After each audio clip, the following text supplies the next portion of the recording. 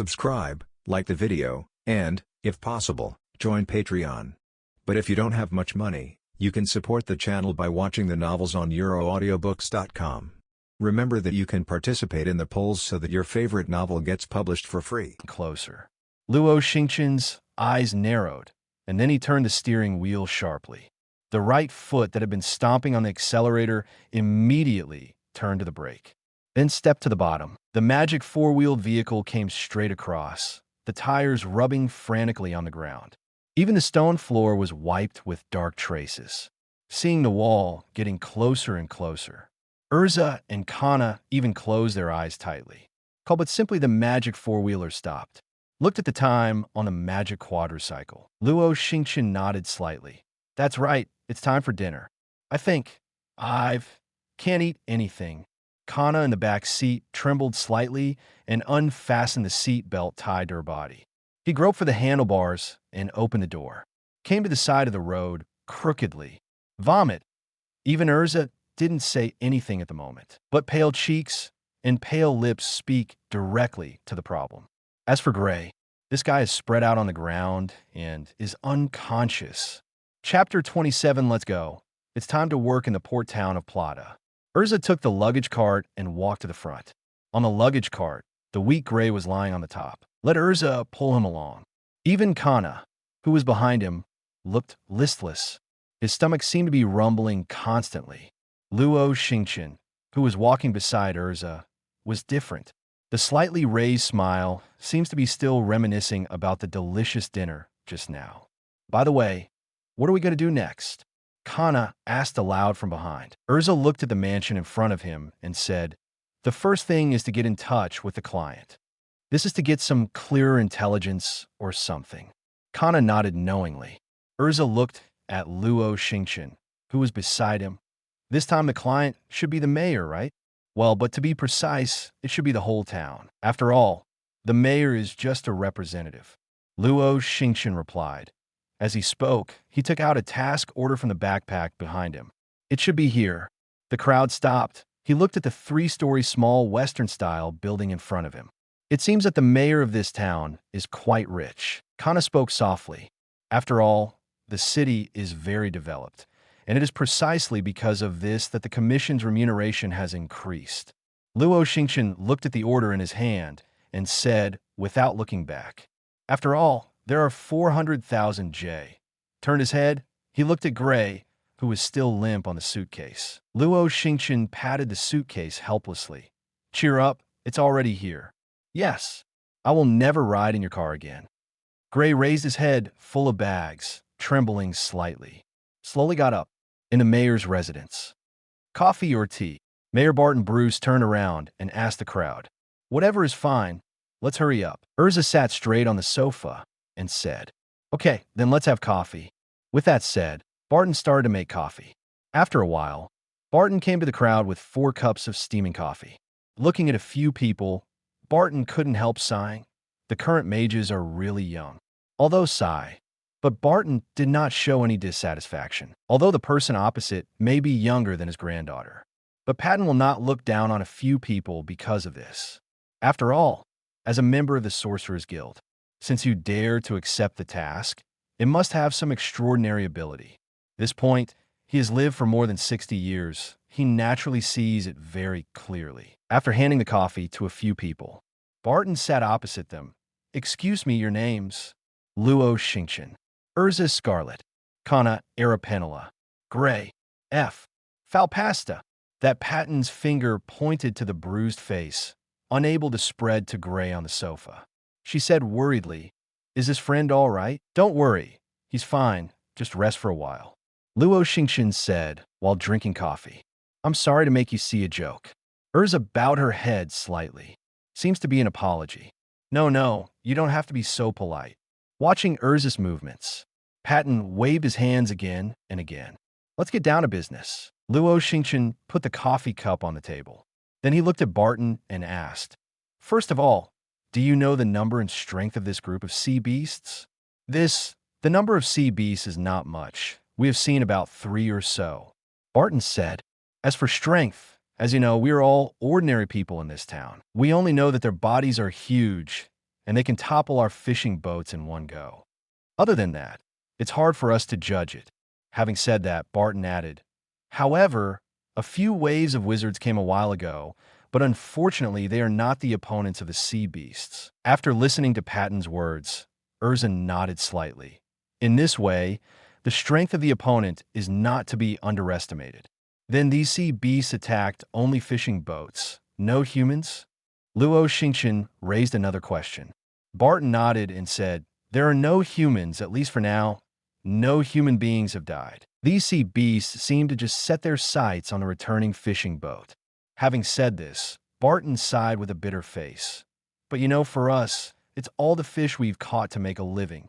As long as the sea beasts are not expelled, we'll never be able to get the fish safely ashore. If that's the case, this town will be abolished. Urza looked at Patton and asked, so, when did these sea beasts come here? When Barton frowned, as if thinking of something, he immediately said, by the way, it should be after the earthquake that these sea beasts came here. Earthquake. Luo Xingchen and Urza looked at each other. Barton nodded, with affirmation in his tone. Yes, it was the earthquake. Not only did it affect our town, it even caused quite a tsunami. Fortunately, we acted in time at that time, and there was no loss. However, after that day, the fishermen who went out to sea were attacked by sea beasts. Nodding slightly, Luo Xingchen stood up. Okay, thank the mayor. This intelligence is very useful to us. After saying that, he turned around and looked at a few people. Come on, it's time to work. Chapter 28 Fishing, Closing the Net. Porta Plata, the port that was supposed to be full of people. Now, it is in a depression like never before. In the past, on the sea, no matter what time, basically there are dozens of fishing boats floating around. But now only a few boats are roaming. This is because sea beasts do not attack humans. Otherwise, I am afraid that this port will be completely abandoned. Luo Xingchen and the others came to the port. Looking at the port that is becoming desolate because of sea beasts, I can't help but sigh. This is true for both Urza and Kana. Except for the heartless Gray, of course. Gray at the moment, maybe due to a long-term relationship, has slowed down, but there is still a big bag from a little collision on the head. But it doesn't affect things. Even Gray was quite motivated at the moment. The sea beast mentioned by the mayor should be hiding near this port, right? Gray came to the edge of the port, one hand on his forehead. His eyes looked out at the sea. Why don't we just rush down and kill those guys in one go? He turned his head to look at Luo Xingchen, expressed his opinion. You really dare to think it's underwater and can't breathe. And even if it is a port, the scope involved is too huge, even if you can't find it. Luo Xingchen shook his head helplessly. But what are we going to do next? If the sea beast hides under the water, there is nothing we can do. Kana frowned slightly. Even Urza looked over. Xingchen, do you have any plans? Eat blanto. Luo Xingchen put his arms around him. His eyes looked at the sea, which was so calm that there were not many waves. Smile slightly. Go fishing first, and try to improve the food when the time comes. Huh, didn't catch the sea beast. Gray's eyes widened. Who said not to catch? Fishing is catching sea animals. Luo Xingchen said. What do you mean? Do you want to rely on boats full of fish to lure sea beasts out? Urza immediately noticed Luo Xingchen's thoughts. Luo Xingchen nodded. So, our task now is to catch fish. With that said, his eyes turned to the old grandfather who was arranging the boat on the coast. However, I have to borrow a few boats first. Wait a minute. Gray suddenly looked at Luo Xingchen with vigilance. You shouldn't be able to sail, right? Upon hearing this, it was not only Gray.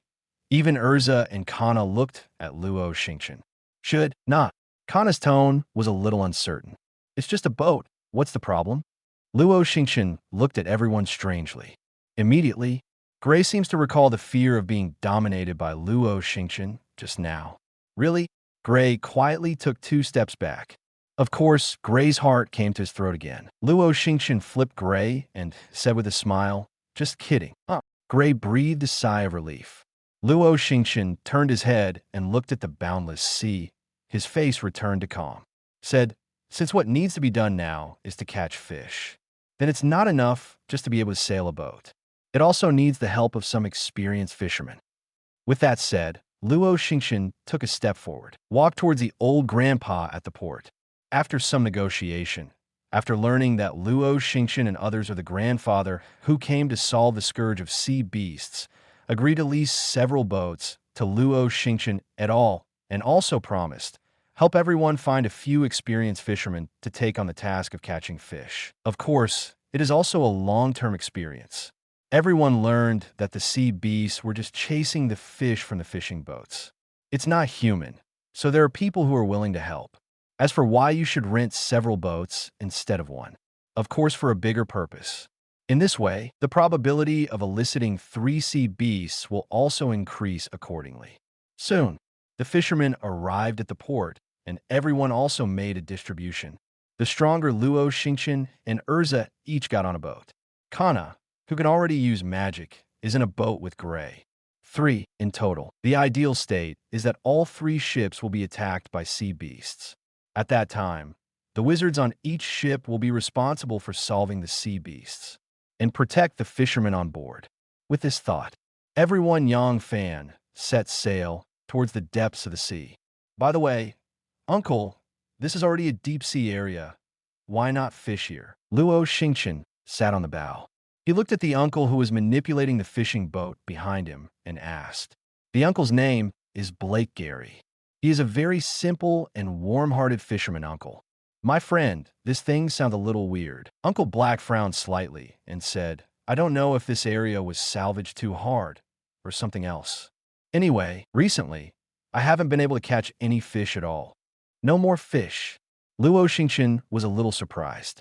Of course, there is only this area, and there will be it further ahead. Speaking of this uncle, he showed a hearty smile. And in the recent period, the harvest in front can be said to be very big. It's just that there is no way to bring it back to shore. Listen to Uncle Blake's words. Luo Xingchen sat alone on the bow. His eyes were fixed on the calm sea. If you're thinking, it's almost here. After thinking for a while, the uncle's voice came again. The fishing boat that was going forward also stopped on the sea surface. On the other side, the ships that Urza's people took also appeared on the sea area. Next, naturally, professional things are left to professional people to do. It has to be said that the fish schools in this area are indeed very dense. If it's a big ship and a big fish, a fishing may even be as long as 10 days and a half months. But fortunately, everyone is a small fishing boat. Coupled with the dense relationship of the nearby fish, waited for about hours. The job of catching fish is over. It's worth mentioning that maybe it's because the world is different. Most of the fish here are species that Luo Xingchen has not seen in his previous life. Looking at all kinds of fish, it is loaded with a whole ship of fish. Luo Xingchen nodded slightly. His eyes turned to the port of Plata, which had become a small dot at the end of his sight. Speak softly. Let's go back. It's time to close the net for catching sea beasts. Chapter 29, The Behemoth that burst out of the water boats laden with fish paddle across the sea. There were waves of ripples. After catching fish, Luo Xingchen and others began to return to the port. The oncoming sea breeze. He blew the broken hair on Luo Xingchen's forehead, sitting on the bow. Luo Xingchen, who closed his eyes slightly, seemed to be enjoying the tranquility of this moment. However, Uncle Blake on the side was not so calm. His eyes were fixed on the approaching port. Sweat dripped from his cheeks. Turning his head slightly and looking at Luo Xingchen, Blake asked, My friend, aren't you nervous? It will be in the offshore areas soon. Hearing Blake's words, Luo Xingchen opened his eyes. He smiled lightly. It's useless to be nervous. Anyway, what should come will come. It's better to think about how to deal with it. Hearing Luo Xingchen's words, Blake was stunned. Then he shook his head helplessly. I didn't expect that you looked so young, but you are unexpectedly mature. I'm too worried. With a smile on the corner of his mouth, Blake continued. It's really not good. It's a big deal to swim back. Anyway, those guys won't attack humans. As he spoke, he gestured his muscles. Don't look at me now that I'm a little older. But when it comes to swimming, I'm really not afraid of anyone. Luo Xingchen also laughed. Sometimes, a proper joke can relieve tension. Wow. The sea suddenly swayed with small ripples. Luo Xingchen narrowed his eyes slightly. Stand up from the bow. Seeing Luo Xingchen's actions, Uncle Black suddenly understood something. Asked, "Is there any movement?" Luo Xingchen nodded slightly. I could already faintly feel the movement from below. After saying that, he turned around and stepped on the edge of the bow with one foot raised, one hand on the raised knee. He looked seriously at the two ships not far away. At this moment, the ship Urza was on. Urza also seemed to sense the movement, has come to the deck ready to fight. As for Gray's side, it was still very calm. There is no action. It is estimated that Gray and Kana have not noticed yet. But it is not in the way. Anyway, several ships are not far apart. Even if Gray's ships were attacked, Luo Xingchen is also confident enough to take it down. Looking back, Luo Xingchen stared at the sea.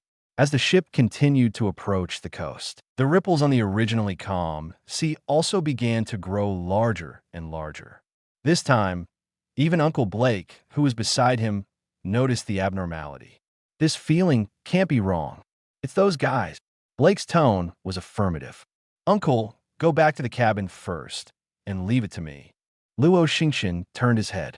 Look at Blake and say, seeing this, Blake knew that he might not have much effect if he stayed.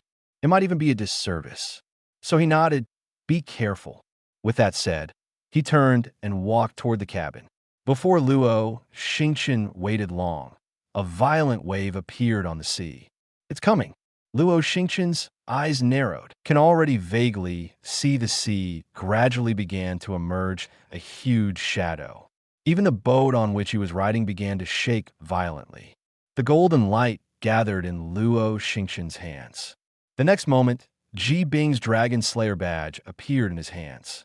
After all, I don't know how strong these guys are. So Luo Xingchen would not underestimate the enemy. He still understands the truth that a lion fights a rabbit with all his strength. And since it was on the sea after all, there was no magic better than ice. Clap, clap. The sea is constantly surging. The dark shadow below also began to get closer. Just when Luo Xingchen was about to shoot, the surging shadow quickly avoided the ship where Luo Xingchen was. Drift to the other side where Gray and Kana were on the boat. This guy, do you know how soft persimmons are? Luo Xingchen was slightly stunned, but he reacted immediately. Without the slightest hesitation, Luo Xingchen stepped on the bow of the boat with force. The whole person jumped directly towards the sea. The Dragon Slayer badge in his hand was thrown directly into the air. The next moment, a golden magic circle unfolded in the air, and Luo Xingchen's entire body passed directly through the ferocious dragon head in the center of the golden magic circle. The other side, Gray and Kana were already on the deck. Feel the shaking from below. Gray looked serious, but faintly excited. Be careful, Kana. He urged Kana, who was holding a card to the side, with a nervous expression on his face. I know. Kana kept looking around. The cards in his hand were all caught out of the folds. But just when the two of them were waiting, the shaking of the boat gradually stopped. Even the sea has gradually returned to calm. Gray, who was slightly bent in an attacking stance, turned around suspiciously and looked at Kana. Made a puzzled voice. What's going on? Did you get scared away? I don't think it's possible. After all, it's an unknown sea beast. How is it possible? Kana's eyes widened before she could finish her words. His eyes turned to the bow in horror, where seems to be completely shrouded in a shadow. What's wrong? Gray asked. Kana pointed behind Gray in horror. But it wasn't until Gray turned around. Boom! There was a terrifying roar from his back convenience. It was as big as a giant snake. Suddenly out of the water, the waves provoked are like a 100-meter fountain rising into the sky. The erect body has almost reached the height of the fairy tale 3-story guild. Chapter 30, Micromanipulation of the Ice. Walking on the sea. It's huge. Gray's eyes widened. Just kidding. How can something like this win? Kana muttered. The next moment, the giant snake opened its huge mouth full of ferocious fangs. There was a deafening roar. Even the sea surface was violently surging with such a roar, accompanied by roars. The huge head of the giant snake raised slightly towards the rear. The target was the ship that Gray and Kana were on. Then a sudden attack was launched. Gray reacted immediately, touching his hands together. Ice make ice shield. An ice blue magic circle unfolded. Dunjia, made of ice cubes, appeared in the air. However, in such a hurry, Gray's magic simply doesn't have too much hardness. So much so that it was directly defeated by the rapid impact of the giant snake. Oops.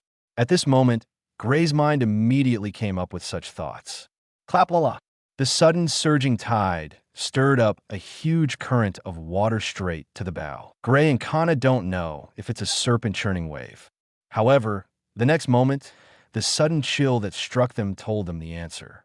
Just a moment. The great current that swelled in the bow, it was frozen into a huge ice arch bridge by the cold air.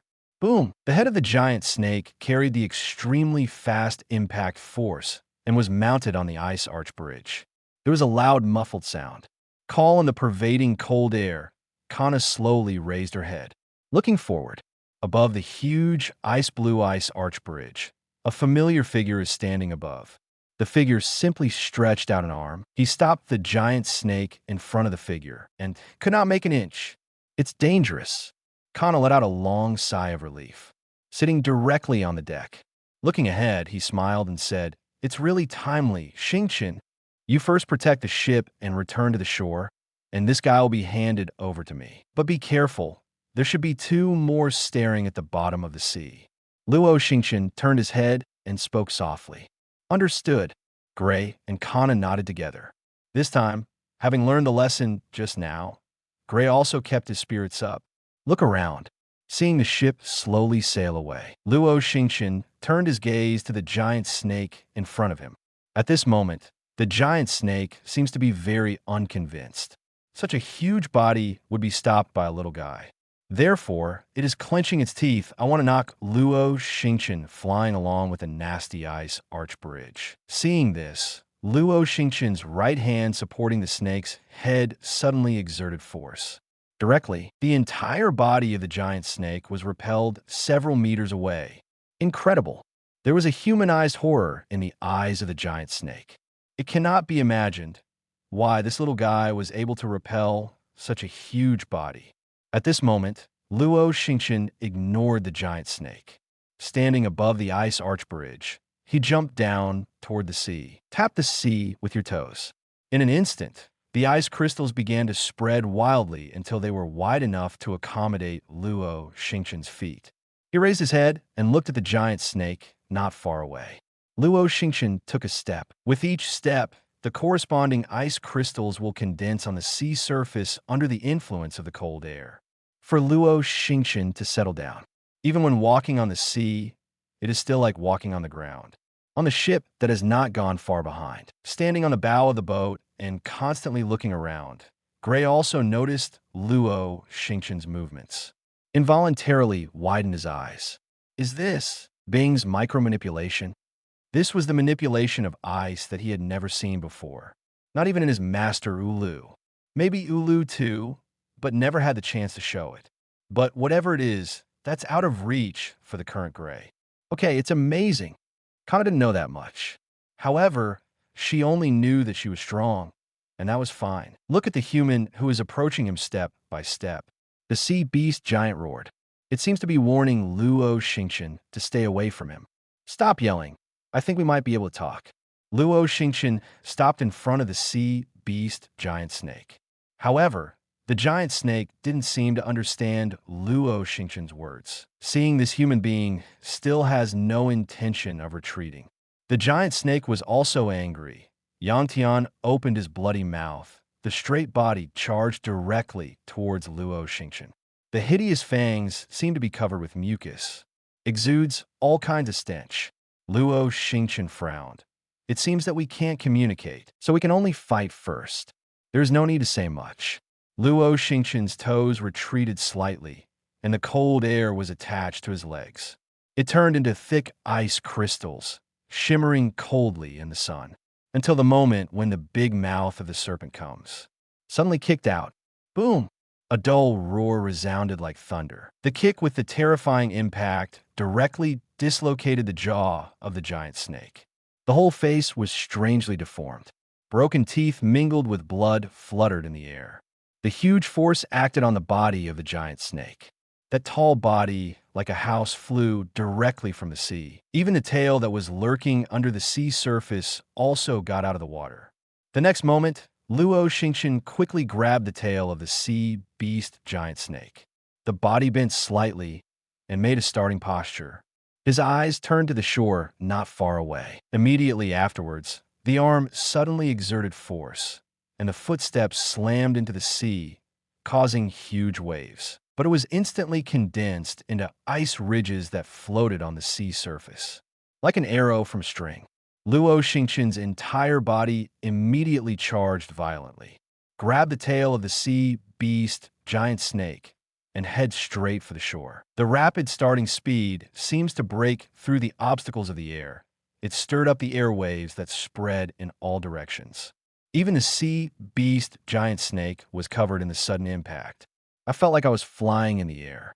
The surrounding scenery is going crazy backwards. The sea beast giant snake panicked, and it opened its mouth on its head, swaying in the air. There was a terrified roar. The next second, at a distance of less than a kilometer from ashore, Luo Xingchen stepped on the sea with his right foot and stopped abruptly. The splashes turned into ice crystals and danced in the air. At the same time, he violently waved the tail of the sea beast giant snake that he grasped in the direction of the shore. Go straight to the shore and smash it. Call out. The huge body of the sea beast giant snake swept across the air rapidly. Then it hit the shore heavily, causing huge smoke and explosions. Chapter 31, laying the first armor of the Queen Gray, and Kana froze. Just now, they saw a scene that they may never forget for the rest of their lives. A 13-year-old boy about 1.6 meters tall, actually dragging the sea beast giant snake with a body size of about 20 to 30 meters to run wildly on the sea, like a gust of wind galloping past from their eyes. The ice crystals formed by the splashing water are like ice crystal flowers blooming in the sea. Until this moment, there is still a unique cold glow on the sea. Monster! After a long silence, Gray slowly spit out these two words. He seemed to have no other words to describe it. By the way, do you still want to challenge the stars? Kana turned her head away. His eyes turned to Gray. She remembered right after Gray challenged Luo Xingchen for the first time. Gray said, one day he will defeat Luo Xingchen and stomp it under his feet. Huh? What are you kidding me? What I want is to become stronger, not to die. Gray's face was extremely serious. Luo Xingchen, who had just skipped them, had now walked beside Gray and the others' boats. Stopped. Luo Xingchen raised his head and looked at Gray and Kana lying on the edge of the boat. Said, that guy has lost his combat effectiveness, and you can help take a look at it later. Then he turned his eyes to the ship where Urza was not far away. I'll take care of the remaining two guys. Why just fought against the sea beast giant snake? Luo Xingchen noticed two other shadows lurking on the seabed, already approached the ship where Urza was. Okay, stay safe. Gray nodded, but I felt that something was wrong, and I added another sentence. Although it's nonsense. Urza here. Urza was naturally watching the battle that Gray and the others had just started.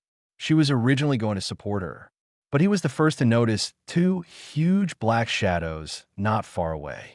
So Urza chose to stay here. One hand was placed on the hilt of the knife at his waist. His eyes looked vigilantly to both sides. Urza didn't know which side would attack first, but Urza knew. I can't let the fishermen on the boat have an accident. Klabala!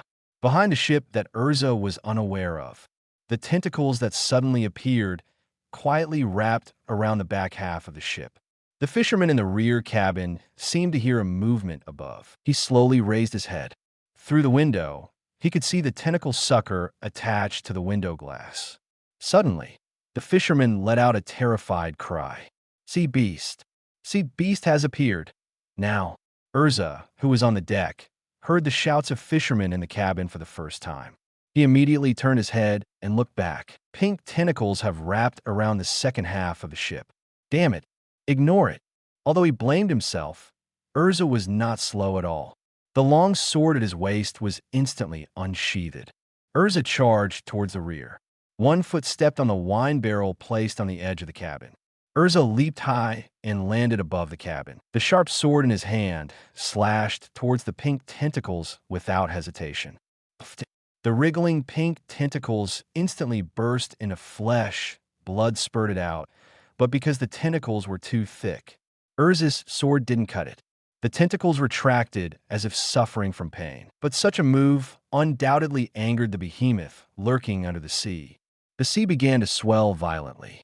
And Urza is obviously not a small fishing boat, but it is like a flat boat under the stormy waves, shaking continuously. Even Urza, at this moment, had to lower the center of gravity of his body. Use this to stabilize your body. Next moment, the sea suddenly rose. In a huge, rising water curtain, the owner of the pink tentacle finally showed its true form. It was a huge round head with pink, a huge pink octopus with dozens of tentacles constantly waving under it. Not only that, directly in front of the ship, the sea is parting toward both sides, and what is revealed in the middle, it is a huge seahorse the same size as the giant snake just now. Obviously, Urza was surrounded at the moment. Slightly frowned, Urza's expression was unprecedentedly serious at this moment. This is probably the most powerful enemy Urza has ever encountered. She didn't take the lead. In this case, all Urza could do was to be on guard against which side attacked first. Good to use this to fight back.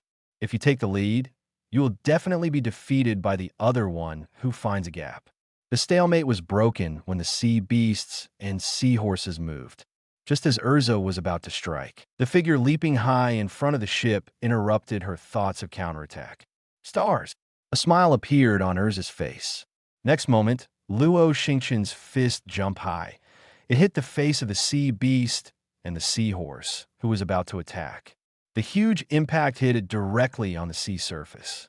There was a huge splash. After learning that the front has no worries, Urza immediately turned the blade. It charged towards the sea beast octopus behind. A dazzling light shone around Urza's body. After the last task, Urza, who received the reward, used 3 months to build his first set of armor. And today, this set of armor established Urza's status as the Goblin Queen. First appearance with this world. Transformation. Armor of Heaven. Chapter 32, The Ice in the Frozen Sea. Silver and iron armor wrapped Urza's body. Behind her are 4 metal wings extending outward. The palms are wrapped in metal gloves. Both hands are holding swords. The metal long skirt on the lower body seems to bring a natural sense of majesty. On the top of the head is a headband that extends out of 2 horns. The moment the changeover is complete, the opposite sea beast octopus also launched an attack at the same moment. The pink tentacles that struck seemed to carry a huge force that could completely penetrate the ship. Go straight to this where Urza strikes. Without the slightest hesitation, Urza swung the long sword in his hand. Although Urza usually practices a sword move. But Urza, who was wielding 2 swords at the moment, was still at ease. After cutting off the last tentacle, Urza had run to the edge of the top of the cabin. The footsteps stomped hard, and the metal wings behind him flapped rapidly. Urza's entire body directly vacated in place, flying in midair. Tianluan, dazzling sword. Urza in the air snorted softly, and the voice just fell. A dozen sharp swords appeared behind Urza out of thin air, rotating like a circle, like a Valkyrie dancing a sword. The sword in Urza's hand pointed at the giant sea beast octopus. In an instant, the blade turned into dozens of sword lights and rushed towards the sea beast octopus. Puff, puff! Although the huge size is the advantage of the sea beast octopus, it has also helped it win many battles under the sea. But at some point, it will also become its most fatal flaw, under the attack of Urza's dozen or so blades. The sea beast octopus doesn't even have the slightest space to hide. Almost every sword was sturdily endured. Just for a moment, countless scars appeared on the huge body of the sea beast octopus. The sea beast octopus, who sensed this, finally decided not to entangle with Urza. Immediately turned around, planned to escape into the sea. It's not just that a sea beast thinks so. On the other side, the sea beast and seahorse, who was knocked down by Luo Xingchen, also came up with the same idea. struggling to float on the sea. It gave Luo Xingchen a fierce look. He turned his head to dive into the sea. Since you're out, don't think about hiding. Luo Xingchen fell on the sea. Seeing the movements of the sea beast and the seahorse, he slowly raised his right fist. Extreme ice dragons, the cold air broke out. For just a moment, it was clear that the sun was shining brightly and the weather was warm and comfortable. It was like entering a cold winter. The temperature is dropping like crazy. Crash fist. The raised fist landed directly on the sea. Boom. Intensive cold air erupted above his fist. The azure blue light mixed with the cold current shone through the entire offshore area close to the coast at this moment. And the sea covered by light is no exception. All turned into pure white ice crystals in this moment, including the sea beast octopus and sea beast seahorse that want to dive to the bottom of the sea. Two behemoths, it stands on the frozen sea like an ice sculpture. From a distance, this area seems to have become a land covered by ice blocks.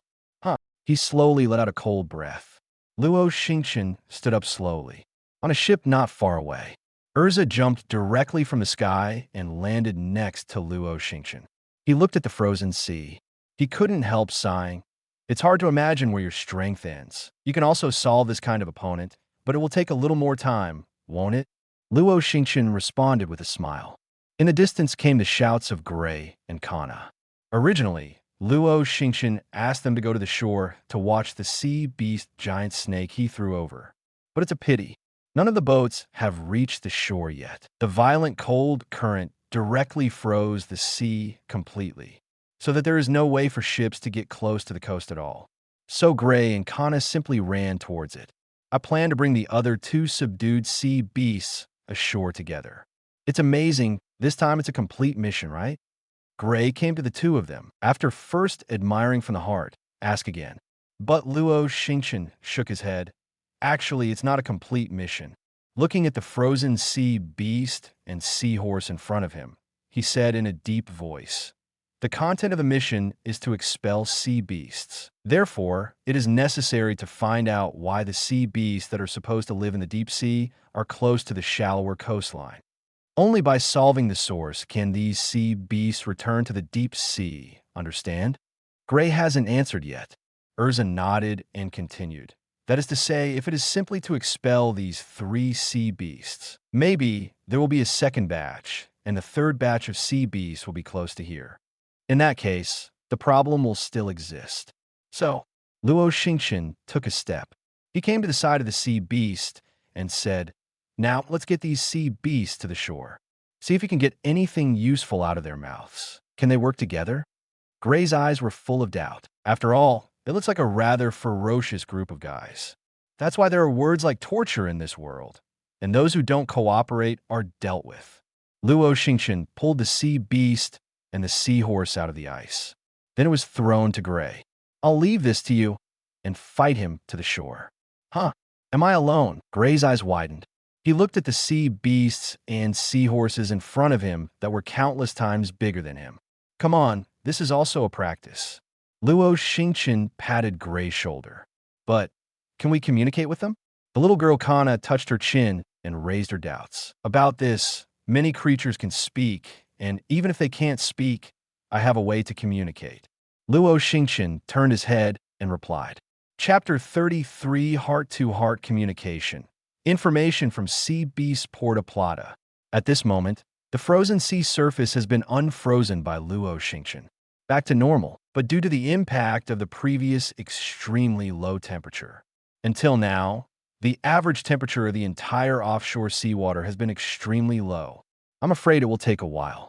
This is where the real recovery can take place. And on a clearing in the port, the 3 behemoths tied up by the 5 flowers are sitting here in frustration. In front of them are 4 wizards from Fairy Tale. Looks like they don't speak human words. Kana sighed. Just now, everyone has tried it. But the result is obvious. When these goods were asked by the crowd, they would only cry woo woo woo. Couldn't get any useful information at all. Xingchen, didn't you say there's a way to communicate with them? Urza turned her head. He looked at Luo Xingchen, who was beside him. Seeing this, Luo Xingchen didn't leave any ink. He let go of his arms and came to the front of the three sea beasts. Look at the culprit who has tied himself here. The three sea beasts suddenly showed their terrified eyes. If it wasn't for being tied up, it is estimated that these three goods have already traveled 800 miles away. Allah, don't be afraid. I'm not a demon. Luo Xingchen waved his hand. He looked at the three sea beasts. As long as you cooperate, you will naturally be able to go back to your sea comfortably. After all, it doesn't matter whether the three sea beasts understand or not. Luo Xingchen raised his right hand. The red light began to gather in his hands. Next moment, a magic crystal badge with a red pattern on the edge appeared in his hand. On the badge, the black outline outlines a figure with hands on his head. Two large characters are written in the red line below. Recitation, it was the special chanting magic badge that Luo Xingchen obtained in the Eastern continent. Looking at Luo Xingchen's movements, Urza had no doubts. On the way back from Santa Casia, Urza has seen Luo Xingchen's magic crystal badge, although I don't quite understand what it is. But Urza knew that this thing would allow Luo Xingchen to use other magic. The wizarding world has a lot of weird magic, so Urza didn't care too much either. Throwing the badge into the sky, the magic circle unfolded. Luo Xingchen, who was under the magic circle, could keenly feel a different feeling in his body. The index and middle fingers were brought together, and Luo Xingchen placed them on the side of his head. Slowly closed his eyes. Talking magic is, in the final analysis, conversational magic that uses the heart to communicate. So, to some extent, it can cross the distance of language with all creatures with advanced intelligence, have a heart-to-heart communication. Of course, the premise is that the other party is a higher intelligent creature, a creature with normal thinking, because only in this way, the other person will understand what you're trying to convey. The telepathy released by Luo Xingchen with his eyes closed gradually came into contact with the three sea beasts. Soon, a communication channel was established in Luo Xingchen's mind. It's done. Luo Xingchen opened his eyes. Is it done? Urza immediately looked at Luo Xingchen on the side because the sea beast and seahorse had just been resisted, and Gray, who was lying on the corpse, also immediately became natural. He got up from the ground and looked at Luo Xingchen. Interesting question. What did they say? I'd better pull you in. Luo Xingchen closed his eyes again, pulled Urza, Gray, and Kana into the chanting channel. Oh, it's a wonderful feeling. I can hear your thoughts. Gray suddenly showed an excited smile. Okay, let's get down to business now. Luo Xingchen interrupted Gray's hilarity. Then he looked at the three sea beasts. I can communicate now, so tell us why you are here. After all, you don't want to be tied up here all the time, don't you? Will you not hurt us if you say it? It was the sea beast giant snake who spoke out. Of course. Luo Xingchen nodded. Seeing this, the sea beast giant snake was silent for a while before continuing to speak. Actually, we were forced to. There were intruders in our original home, so that we didn't dare to set foot in that area at all. Intruder? Urza asked. The sea beast octopus nodded its round pink head. The invaders are terrifying, terrifying. Speaking of this, the emotions of the sea beast octopus seem to reveal fear. This was clearly noticed by Luo Xingchen et al. After looking at each other, everyone's eyes are full of doubts. What does the intruder you said look like? Luo Xingchen said in his mind. Unfortunately, we haven't met. Sea beast seahorse shook his head gently. It should be said, we didn't dare to meet at all, just feeling that domineering aura was enough to make us flee. Hey, just your breath made you give up your home and run away. Gray, who was sitting cross-legged on the ground, was puzzled. The sea beast octopus immediately refuted Gray's words. You humans don't understand. It seems to be information from the genetic level. This information tells us that we must flee immediately, or we will die if we don't escape. Kana frowned slightly, raised her head, and asked, So when is the intruder? And why do you attack fishing boats with fish without harming humans? The sea beast giant snake said, When the intruder appeared, it was about after the big submarine earthquake a while ago. At that time, we were in a position close to the sea. After we noticed that terrifying and domineering aura, We didn't dare to go back at all. So we fled forward, that is, in the direction of the sea. The sea beast and the seahorse answered and said, as for why they attacked human fishing boats, of course it's for food. There are too few fish in the coastal waters, and the meat is too unpalatable. Every time humans salvage fish that were once in the deep sea, they are much more delicious than the fish in the coastal waters. So, you only like to eat fish? Urza raised an eyebrow. The pink tentacles of the sea beast octopus scratched its head and said, there's a reason for this. Humans don't taste good, they stink. Moreover, if the humans who salvage deep-sea fish are eaten, will there be deep-sea fish to eat in the future? This deal is not worth it. It is not worth it. Huh? Who are you calling stinky? Kana quit immediately. It doesn't matter what the sea beast octopus is talking about at all. Aggressive will come forward to discuss a statement. But he was stopped by Urza. Calm down, Kana. After all, different species have different views on food, so stop fighting. Then he looked at Luo Xingchen, who was beside him. Ask what now? Well, it seems that I can only go to the deep-sea area to see what the so-called terrifying creature is. Luo Xingchen pondered for a while. Said the decision. Chapter 34 Diving. The world close to the bottom of the sea, a small fishing boat, is sailing slowly on the calm sea. That's probably where it is, right? Urza looked at Blake, who was driving the fishing boat. After deciding to go to the deep sea area to see what the so-called terrifying creatures are, everyone found Uncle Black again. I came up with the idea of borrowing another fishing boat. To this, Blake, who has always been warm-hearted, agreed without thinking. And because everyone wants to dive into the deep sea, Black also helped with some wetsuits. After all, even if it's a magician, much stronger than the physique of ordinary people. But in water, if there is no supply of oxygen, if the time is too long, it will also fall into shock due to lack of oxygen.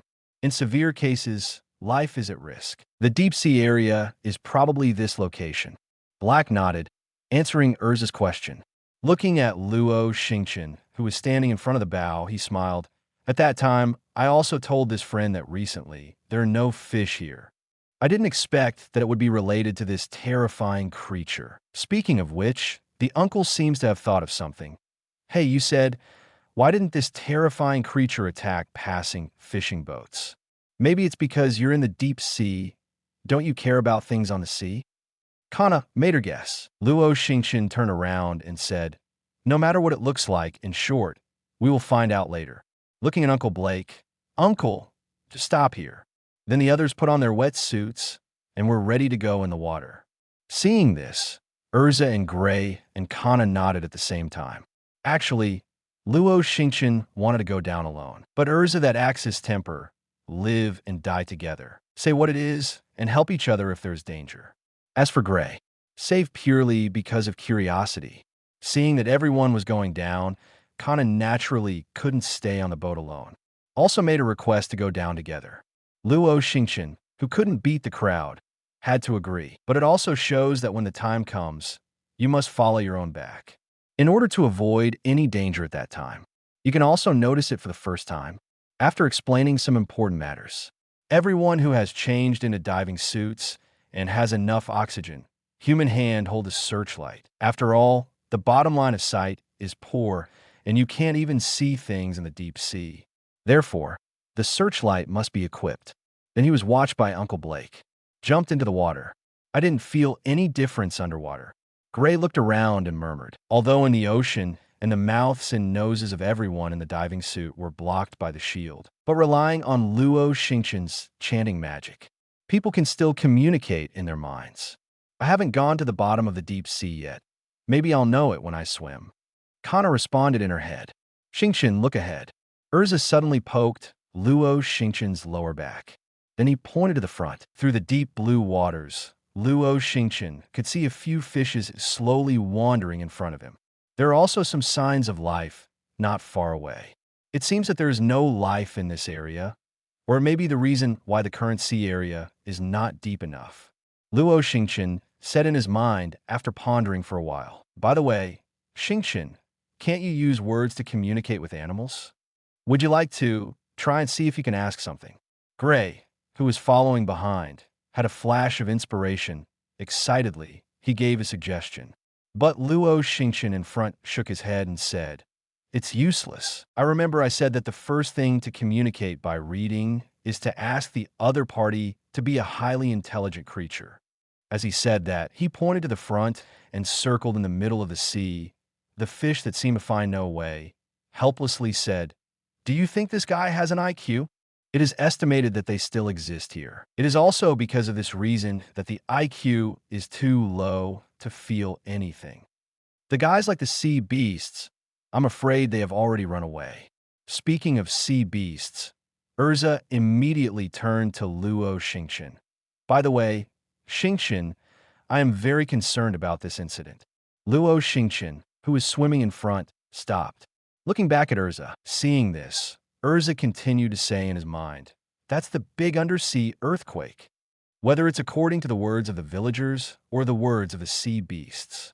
All of this happened after the Haiti earthquake that hit the land. So, I think there may be a problem with this earthquake. After listening to Urza's words, Luo Xingchen nodded. I also noticed this, and there are some guesses in my mind. After saying that, he turned around and continued to swim downwards. However, we have to look at the bottom to know everything. Guess. Gray and Kana in the back looked at each other. Xingchen, what is your guess? Kana asked aloud. Luo Xingchen at the forefront paused, then said in his mind, "What is certain now is that the thing cannot move for the time being. Otherwise, it would be impossible to foolishly guard this sea of withering life. It may have been a deep sleep, but it's more likely that the thing is not a living thing." Chapter 35, A Giant Dragon Lurking in the Ocean. As Luo Xingchen and others continued to look down, it started to get dark. The light that penetrated from the sea level could not reach the location of Luo Xingchen and others. Therefore, the searchlights carried by everyone also played a role at this time, although the light is not very big. But there is no problem in supporting everyone to search for it on the bottom of the sea. And the deeper the seabed, Luo Xingchen and others can clearly feel it. The pressure around them is constantly rising. But fortunately, everyone is a wizard. Physical functions are inherently much stronger than those of ordinary people. So it can hold up. The bottom of the sea is different from the top. There may still be sporadic life activity above. In this area, you can't see any fish or other creatures at all. Of course, except for the aquatic plants that grow on the bottom of the sea, etc. It's over, we can't go down. Luo Xingchen stopped his swimming hands. Under the light of a searchlight, in front of Luo Xingchen is a ground with a few seagrass. After adjusting his body, Luo Xingchen stood upright on the bottom of the sea.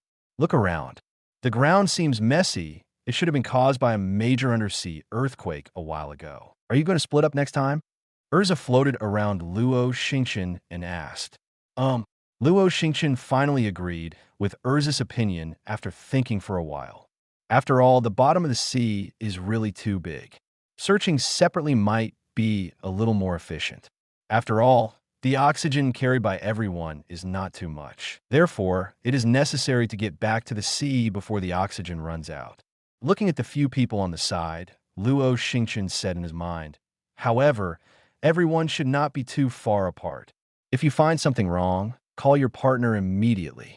Seeing this, several people nodded slightly. Don't worry. After confirming, the four spread out and swam in 4 directions. Time gradually passed in the process of everyone's search. For Kana, who is still young at this moment, everything nearby made her instinctively feel a strong sense of strangeness. Therefore, she chose to follow Luo Xingchen's vicinity. Urza and Gray acted alone, just after some searching, but still nothing. But the bottom of the sea is really amazing. Kana sighed while looking around. It's 2 completely different worlds from a land. Kana swims forward. Look at the countless intertwined green undersea vines and seagrass in front of you. Even on some vines, see the unknown flower bones waiting to bloom. The ground in this small area seemed to be completely occupied by aquatic plants, bringing life to the dark underwater world. It is hard to imagine in darkness without the slightest light.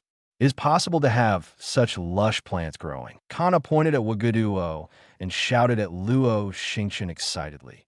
Xingchen, look, there are flowers here. Luo Xingchen turned his head and said, it's not unusual to have flowers on the bottom of the sea. It is estimated that many underwater creatures are forced to stay away from the place of existence because of the unknown, terrifying creature. Otherwise, you can see more different, wonderful underwater creatures. Even in the past life, there are many species beyond human imagination, let alone under the sea in the wizarding world. Those sea beasts that are too large to imagine are the proof. In Luo Xingchen's view, even if they are piranhas on the bottom of the sea, he is not at all unusual. Luo Xingchen swam around after searching before meeting to no avail. Move closer in the direction of Kana. Seeing that Kana at this moment is constantly shuttled among the vines on the seabed, Luo Xingchen sighed helplessly. Stop playing. Always be careful around you. Understand, Kana said, turning her head back. Shaking his head, Luo Xingchen also swam in the direction of the group of underwater plants. After all, it is the only large area of green plants in this area. Still worth exploring. Luo Xingchen came to the position of the flower bones on the vine and stopped. This feeling, he frowned, gently stretched out his hand towards Huagudwa. At this moment, Luo Xingchen's eyes widened. These flowers contain magic? That's right. Due to devouring magic, Luo Xingchen could feel it on the flower bones. There's an extremely weak magic power that attracts him. After calming down, Luo Xingchen activated the devouring magic. A pure white magic circle spreads out in the dark underwater world. The next moment, a faint light flowed from the flower bone to Luo Xingchen's palm.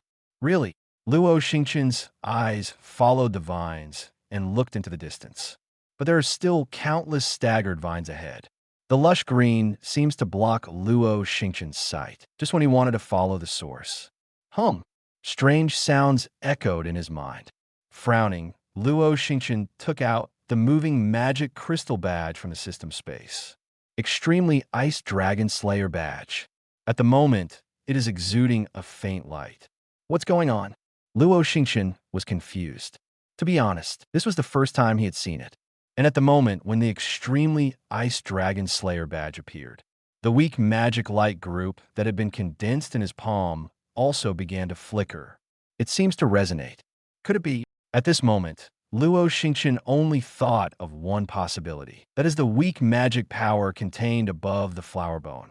It's actually the magic of a dragon.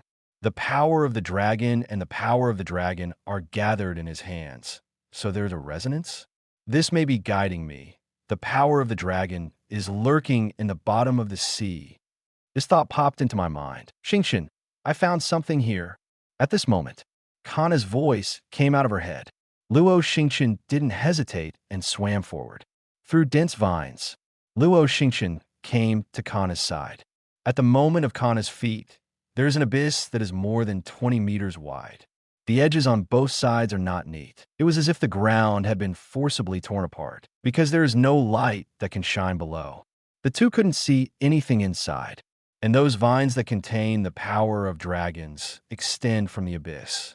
Because of Kana's cry in his head just now, Urza and Gray, who were not far away, also swam over. Want to go down and have a look? Urza asked seriously. Luo Xingchen on the side nodded. It is estimated that the terrifying creature we are looking for is under here. You follow me. Saying that, Luo Xingchen took the lead and swam into the abyss. Seeing this, Urza and the others didn't hesitate, swinging their arms and calves. Followed, although the bottom cannot be seen from above, but after the reel down, everyone discovered that this seemingly abyss place is actually not deep. But the things below made everyone stunned. They all saw it, that half of the body is buried in the mud on the bottom of the sea. The other half of the body was penetrated by countless vine roots. Ferocious Dragon. Chapter 36. Sacrifice Flowing Gold Method. The dragon's body showed varying degrees of decay. There are even places where skeletons can be seen exposed to seawater. Through the little flesh that still exists, it can be seen that it should be a giant dragon with a faint blue body. The dragon's body was penetrated by countless vine roots. This also explains why Luo Xingchen could detect the magic of dragons in the flower bones growing on the vines. Because at this moment, this dragon has already died. It has become the nutrient for the growth of vines. The hideous dragon head is still intact, but the magic that pervades all around even made everyone have those tightly closed eyes, as if it could be opened again at any time. This is the dragon. Urza raised his head, seeing the dragon for the first time. Unbelievable surprise in his eyes. It's unbelievable. I didn't expect that I could actually see the figure of the dragon. Kana's tone was sighing and a little excited. It's really beyond imagination. Gray's eyes moved up and down. It seems to be looking at the size of this giant dragon. Luo Xingchen swam forward. Raise your eyes. You can see through the searchlight in your hand, on the parts of the dragon that have not yet been corrupted, the dark blue scales, which are full of delicate patterns but extremely hard, reflect light slightly. He looked carefully again. The roots of the vines rooted on the dragon's body. They all penetrated from the flesh and blood that had no scales, slightly reached out and touched the dragon's body. He could feel that there was still some magic left above. After a moment of contemplation, Luo Xingchen probably figured out the ins and outs of this incident. He turned around and looked at the people behind him. Luo Xingchen said in his mind, "Basically, it has been confirmed that what made the sea beast scared and wanted to escape is probably the reason for the wreckage of this giant dragon." Seeing this, several people looked over. Luo Xingchen pointed to the wall beside him. "First of all, it is the cause of everything. The abyss was created by a large undersea earthquake caused by the movement of the Earth's crust. Let the corpse of the giant dragon, which was originally covered in dust and underground, be revealed." Then he looked at the vine again. These vine roots are proof that the vine roots that should have been buried deep in the ground to absorb nutrients were also exposed after the abyss appeared. That is to say, are the sea beasts afraid of this long-dead dragon? Urza frowned slightly and asked, "Also, the body of this giant dragon hasn't been corrupted yet. Is it a bit exaggerated?" Gray chimed in.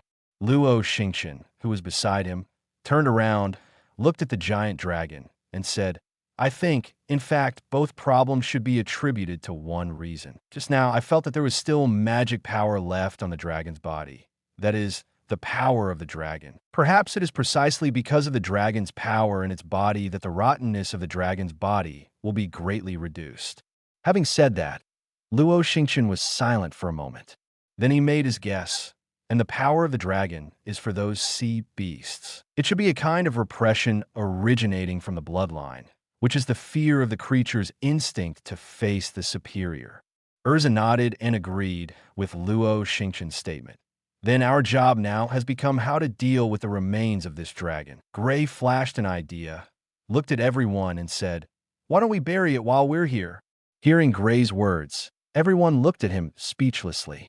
"Don't be silly, such a big abyss. We are buried like this?" Kana opened her arms. He gestured for a full 20 meters in the vicinity. "I don't know how long the abyss is. If we really want to bury it, maybe the abyss is not filled, and we have to suffocate here." Just when several people were entangled, Luo Xingchen said, "In this case, I have a way." Looking at the crowd, "You step back first. I could try to extract all the magic power from the dragon's body." Extracting magic power? Do you still have this kind of magic, Xingchen? Gray looked Luo Xingchen up and down. The eyes were a little surprised. "I know a lot more. You will know later." Luo Xingchen waved his hand, eyes fixed on the dragon. Seeing this, Urza nodded slightly. After all, the so-called extraction of magic power, Urza was also seen last time against the demon fern. So it's not unusual, and both Kana and Gray are greeted to retreat into the distance together. Seeing this, Luo Xingchen took a deep breath of the oxygen in the oxygen cylinder, then came to the wreckage of the dragon. "First, I searched around for a while, but found no magic crystal. Probably the magic crystal should have been taken away by the same kind who buried it here or something." Luo Xingchen has some regrets about this. After all, if there is a magic crystal, it is almost certain that a golden badge can be condensed 100%. After all, the magic crystal itself is pure magic like a badge. The last Jibing Dragon Slayer badge was made using magic crystals. It is possible to use dragon slaying magic by directly implanting the magic crystal, but you have to take into account the fusion and sublimation in the later stage. Moreover, if condensed into a golden badge, you can use 100% of your strength. If it is implanted in the body, it depends on the later development. Therefore, Luo Xingchen will definitely choose to have a badge. However, if there is no magic crystal now, with the remaining magic power in the dragon's body, honestly, it depends on luck. All in all, the chances are low. Shrugging, Luo Xingchen slowly stretched out his palm. Or offer something to sacrifice. Such an idea suddenly popped into Luo Xingchen's mind. Although I don't believe it at all, but is it a consolation? If that's the case, then take 3 years. Let's make it bigger, just 5 years. 5 years of luck in exchange for a golden high-level badge this time. Inexplicably smiled, as if even he knew how ridiculous the idea was. But even if you don't hit it, that's still your luck for 5 years, isn't it? Just like that, Luo Xingchen slowly closed his eyes. The next moment, pure golden magic power began to slowly flow out from the wreckage of the giant dragon, gathered in Luo Xingchen's hands. The golden light is starting to become more and more prosperous, until Luo Xingchen felt an obvious foreign body sensation in the center of his palm. Luo Xingchen suddenly opened his eyes. Looking into the palm, a golden round object is shining. It's over. Chapter 37. Endure for a while. It will be over soon. Look at the golden badge in hand. Luo Xingchen doesn't know if he should be happy. Should it be sad? But think about it from another angle. 5 years of luck in exchange for a golden high-level magic crystal badge. It's not a loss either. Shaking his head, Luo Xingchen decided not to worry about luck or anything. After all, Luo Xingchen believes that he is not a superstitious person. Superstitions should be eliminated altogether. Anyway, for now, what you get is what you earn. With this thought, Luo Xingchen looked at the badge in his hand. Below the ferocious dragon pattern, the 4 characters of Yu Lei destroying the dragon are unusually conspicuous. The Thunder Dragon Slayer badge? As soon as I sensed this power, Luo Xingchen's mind recalled a blonde figure. Laxus, Makarov's own grandson. Some time ago, Luo Xingchen also met that guy. But now Laxus is a bit arrogant. Therefore, the two simply chatted for a few words and then disappeared. Laxus inherited Makarov's enormous magic power, but there is no matching body. As a result, Laxus was frail and sickly from an early age. In the end, it was his father. Ivan found the Thunder Dragon Slayer magic crystal and implanted it in his body. Laxus just returned to normal. In other words, he is also the Thunder Dragon Slayer. In other words, this power is the same as that of Laxus.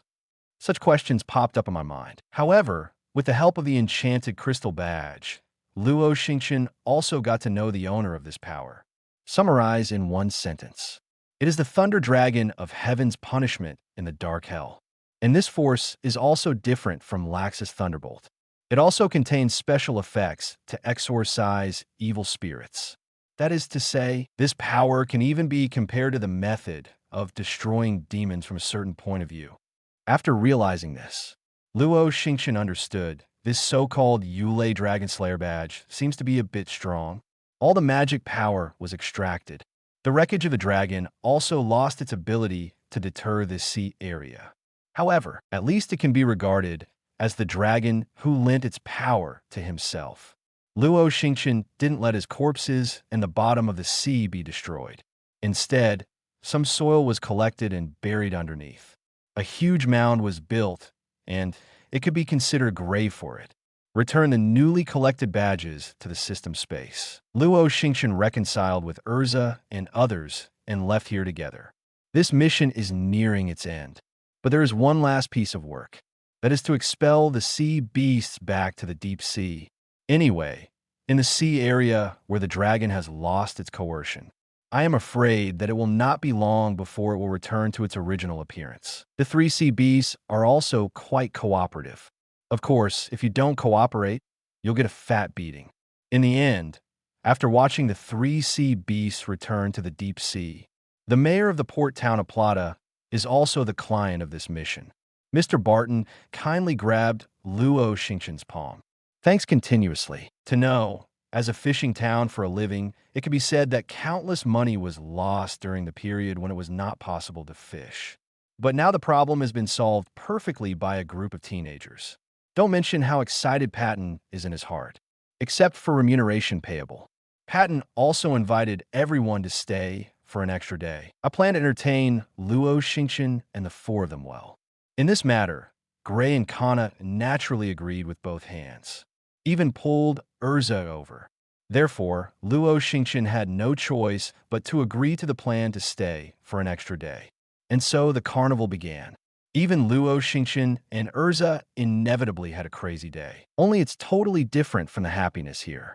In Magnolia, Makarov in Fairy Tale is not so happy. This stinky boy, why haven't you come back? Makarov's eyes kept turning to the gate of the guild. Now, how much he hopes for the next moment. Luo Xingchen will open the door, then give your car back to yourself intact. After all, it was bought with hard-earned money. President, don't worry. Gildarts, who was holding a glass of wine beside him, comforted. Xingchen's strength is very strong, and Urza's strength is obvious to all. There must be no problem with them in Gray and Kana. Although they are still young, they are the wizards of Fairy Tale. Gildarts let out a hearty laugh. Hopefully, I also hope that the stinky boy can bring Gray and the others back completely. Makarov spoke up. It's just that the last sentence, wrap your car, not heard by Gildarts. Another day passed by Makarov's expectation. The morning sun shines on the earth. Early in the morning, Luo Xingchen greeted several people and came to the front of the magic four-wheeled vehicle. Get in the car. We have to get back to the guild before sunset. Luo Xingchen took the lead in the driving position. Xingchen, are you driving the way back? Gray asked cautiously aloud. Hear Gray's questioning. Luo Xingchen looked at Gray strangely. Can you still find a second driver? Where's Urza? Urza doesn't want to try it. Gray immediately turned hope on Urza. But it's a pity. Urza shook his head seriously. I'm sorry, I don't know how to drive. So, for your safety, I'd better take the co-pilot. After saying that, Urza got into the co-pilot immediately. I'll only think about it for safety. Gray held his head in pain. Kana patted Gray's shoulder sympathetically. Be patient, it will be over soon. Speaking of which, Kana also got on the magic quadricycle. Hurry up, or you'll go back alone. At this moment, Urza's voice also became the last piece of grass that broke the camel's back. With no way out, Gray had to get into the car. Different from last time, Gray buckled his seatbelt as soon as he got in the car. Both hands firmly grasped the handle beside him. The eyes are eagerly awaiting. When you're ready, let's go. With Luo Xingchen's voice falling, the magic four-wheeled vehicle broke out again with an unimaginable starting speed, speeding away into the distance. There was a series of terrified screams along the way. Chapter 38, A Blessing in Disguise? Magnolia, Fairy Tale. The guild was lively as usual. The noise and the clinking of glasses are endless. If it weren't for the Fairy Tale flag hanging outside, I'm afraid this must be considered a chaotic tavern. Makarov sat alone at the bar. A funny clown hat covered his bald forehead. In his arms, he was holding a cane that he hadn't left for a long time. The glass full of beer was tightly grasped by him. Afraid it would slip, drunk eyes stared at the door from time to time. Squeak. The door seemed to be slowly pushed open. Makarov suddenly regained his energy and stared straight at the gate. His eyes seemed to be glowing. Have those stinky boys come back. Makarov murmured softly. Finally, the door was completely pushed open, and four figures appeared at the door. It's really them. Makarov instantly squeezed the crutches in his arms. We're back. Gray dragged his weak hands. Depressed, he walked in, followed by the equally ugly Kana. As for Urza, it's much better, but there was still no smile on his face. Only Luo Xingchen, who was on the last side, didn't seem to have changed. With his hands in his trouser pockets, his whole person looked extremely normal. Yo, the little devils are back. Hey, what's with your face? Did the mission fail? Well, don't be discouraged. After all, this is the first mission, and it's still an A-level mission. It's been great. Look at the listless people. Everyone in the guild comforted one after another. Gray, who was walking at the forefront, waved his hand. It's not like this. The mission has been successfully completed, Connor replied. Seeing this, everyone in the guild became even more puzzled. The task is completed. Why are you still like this? Gray opened his mouth, as if trying to explain, but the tumbling sensation in his stomach instantly made Gray's words jam up in his throat. He hurriedly rushed towards the guild's toilet. What the hell is going on? Everyone was confused. Maybe it's because the soul is still chasing after him. Luo Xingchen behind him shrugged. Then he stepped forward and came to Makarov. Looking at Luo Xingchen in front of him, Makarov pretended to open his eyes. The corners of his mouth rose slightly, and the old voice revealed kindness. Welcome back, brats.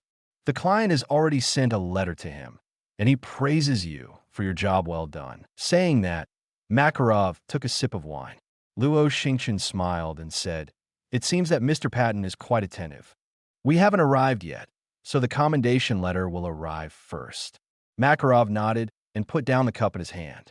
But no matter what, I don't have to worry about seeing you come back safely. He seemed relieved, and the whole person became lazy. However, most of the opponents this time were handled by Xingchen and Urza, and Gray and I just watched the whole game.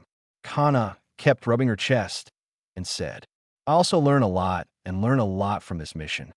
Urza, who has been restored at this moment, seriously doing the report. Seeing this, Makarov nodded slightly. Since there's something to gain, that's the best thing to do. Anyway, you should take a good rest these days. Got it, Urza and Kana said at the same time. Then Makarov looked at Luo Xingchen. In a nonchalant tone, he said, Then, should I return my car? But Luo Xingchen on the opposite side shook his head helplessly. Probably not now. Huh, what? Makarov's eyes widened. The calm just now seemed to have all disappeared. Urgently, he asked immediately, because the magic four-wheeler exploded. Luo Xingchen stared at Makarov. Speak calmly. Makarov, wait a minute, I just didn't catch it. You mean, the cylinder burst? That's right, because the input of magic power was too large. The magic power conversion device of the magic four-wheel vehicle was completely burst. At this moment, even Luo Xingchen felt a little embarrassed. But honestly, even Luo Xingchen was a little confused. It was like this when it came. There's not much more magic power, right? It didn't blow up at that time, but it did blow up on the return trip. This can't help but remind Luo Xingchen of that vicious superstition. Listen to Luo Xingchen's words that are colder than his magic. Makarov seemed to freeze in place. You mean my car is gone? Makarov asked such words mechanically. That's not true. Luo Xingchen waved his hand. For reasons of guilt, I paid for it at my own expense and sent it to you for repair. Having said that, Luo Xingchen paused. He came to Makarov's side. I also put some expensive accessories for you that you are reluctant to buy yourself. Calculate the time, probably the day after tomorrow. Listen to Luo Xingchen's words. Makarov's face was straight from anger and sadness. It turned into joy and excitement. So you remodeled it? Makarov asked immediately. Luo Xingchen nodded. Seeing this, Makarov's hanging heart finally fell on the ground. In this way, this incident is not only not a loss, maybe even earn it. Chapter 39, The Lone Wolf. Laxus the Guild is still so noisy. After appeasing Makarov, watching Makarov go away happily, Luo Xingchen smiled slightly, turned to look at the waiter at the bar, and stretched out his finger. Please give me a cup of milk. Thank you. The beautiful waitress nodded politely. He turned around and took a glass of milk and handed it to Luo Xingchen. He took the milk, took a sip, and nodded in satisfaction. Luo Xingchen turned around and sat on the chair in front of the bar. His hands rested on the bar behind him. He looked at the crowd in front of him. At this moment, after Gray vomited a lot, the whole person has recovered his energy. So he immediately joined the crowd, proudly narrating every bit of this mission. And for this task, his own performance is very bragging. It attracted the envy of many peers in the guild, especially when it comes to the last dragon skeleton I met. Even the adults on the sidelines showed a look of horror. That's a giant dragon, an ultra-ancient creature that was nearly extinct for 400 years. It is no exaggeration to say that if this matter leaks out, it's bound to cause a huge stir. Kana was a little quieter, but the raised smile also confirmed it.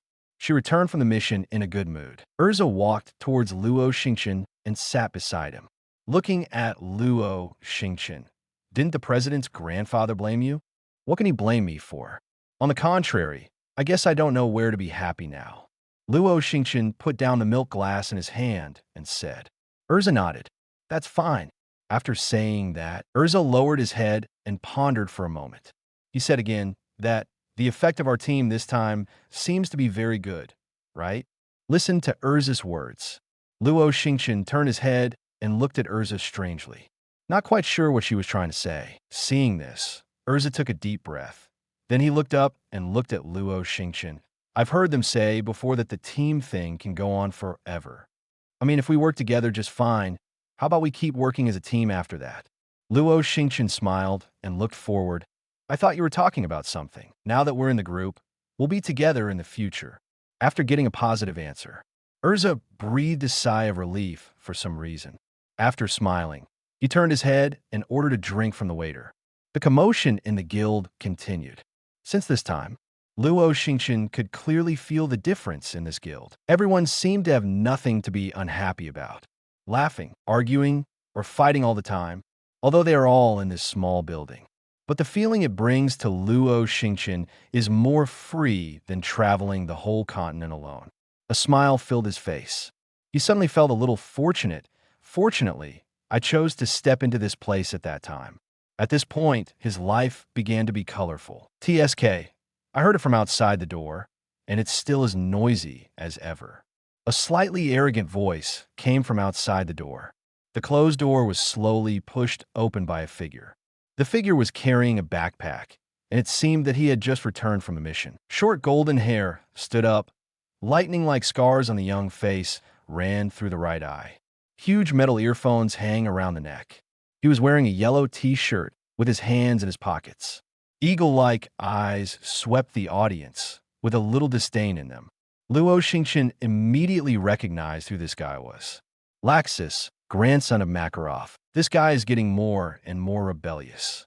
Luo Xingchen, who was holding a milk glass, spoke softly.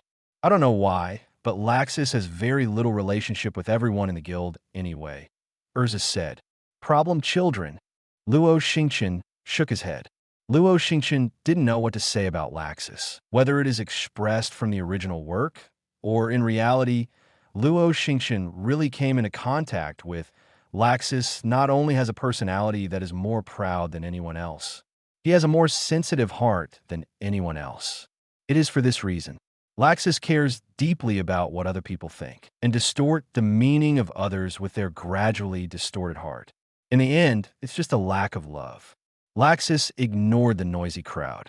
With his hands in his pockets, he walked towards the task panel on his own, turned a deaf ear to the surrounding discussions. Coming to the panel, there is hardly any consideration. Then he tore off the task list marked as A level at the top. Then he turned around and came to Makarov. Handed the order to Makarov to have a look. If there's no problem, I'll go first. As he spoke, he put the task list in his backpack. You take a rest, after all. You just came back. Makarov frowned and persuaded softly. No, I'm short on time. After letting go of this sentence, Laxus turned and walked towards the gate.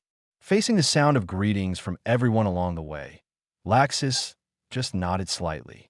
There are no plans to respond, but everyone in the guild didn't care. After all, in the eyes of everyone, Laxus might just be a little shy. By the way, Laxus just completed an A-level mission, and now he's going to set off again? Is it really okay? Who knows? But Laxus is very strong, so don't worry. Haha, of course. But it should be said that he is indeed the grandson of the president. It seems to have heard the crowd talking. Laxus paused in his steps. Bruises suddenly appeared on his face. He gritted his teeth, but finally moved forward. It's just that the pace seems to be a little faster than before. When passing by the bar, he looked at Luo Xingchen's direction. For Luo Xingchen, Laxus also has some images. A man younger than himself, but it is definitely not weak in terms of strength. Indistinctly, there are signs of what is called the strongest of the younger generation. So Laxus remembered the brunette boy. I also hope that one day I will be able to fight with it in an upright manner, then defeat it and prove who is really the strongest. Looking back, Laxus walked outside the guild, just like a lonely lone wolf, disdained to trust anyone. Chapter 40. A sudden and urgent task time flows like water. In a blink of an eye, the year X777 came. Luo Xingchen has come to the Fairy Tale Guild for a year. This year, there was laughter and pain. Laughter. Every day unfolds within Fairy Tale. As for pain, then I have to mention that since the mission started a year ago, until now, Luo Xingchen has not obtained a magic crystal badge. Obviously, in order to increase the probability, Luo Xingchen also increased the number of tasks during the year. It's not all about luck, though. The enemy below the S-rank mission is too weak. The inability to condense high-quality magic crystal badges can be considered excusable. But mention the S-class mission. I have to say the following S-rank mages. As a guild's card mage, each guild is extremely strict in the selection of S-rank. And Fairy Tale is insane in this regard. It's not just about strength, wisdom, experience, ability to deal with emergencies, and even whether the mind is firm and strong, etc. These Makarov will be included in the assessment. Once an item fails, no matter how powerful you are, Makarov won't let you pass the test either. That's why Fairy Tale has been around for so many years. Only Guild Arts is an S-rank mage, but it is no exaggeration to say just playing other guilds with a dozen or so S ranks is like playing. And according to Makarov's words, his own strength is indeed enough, but experience is still too little. I want to practice for a while. Only then will I allow myself to participate in the S-rank mage assessment. Therefore, Luo Xingchen was taking tasks during this time. Now, Luo Xingchen and Urza, who just finished their mission, are too late. So much so that I had to deal with it for a night in the wild. That's when Urza's luggage cards come in handy. Almost everything that survives in the wild has everything. Pulling out 2 tents is no problem at all. It is no exaggeration to say that with the materials Urza brought, the two could even live in the wilderness with no supplies for months without any problems. When his thoughts returned, Luo Xingchen, who was lying in the tent, turned off the lights beside him, getting ready to fall asleep. Xingchen, there is an emergency communication from the president. Holding a round magic crystal, Urza zipped open Luo Xingchen's tent. Got in. Luo Xingchen, who had already slept with the lights out, immediately, he picked up the quilt under his body and wrapped his body. Urza, why don't you ask outside? Looking at the extremely serious Urza, Luo Xingchen sighed. You know, he was only wearing a pair of shorts all over his body. Suddenly a person came in, panicking. Sorry, because it's a little urgent. Urza scratched his head.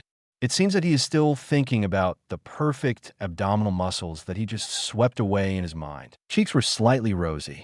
However, Luo Xingchen didn't pay attention because the light was too dark.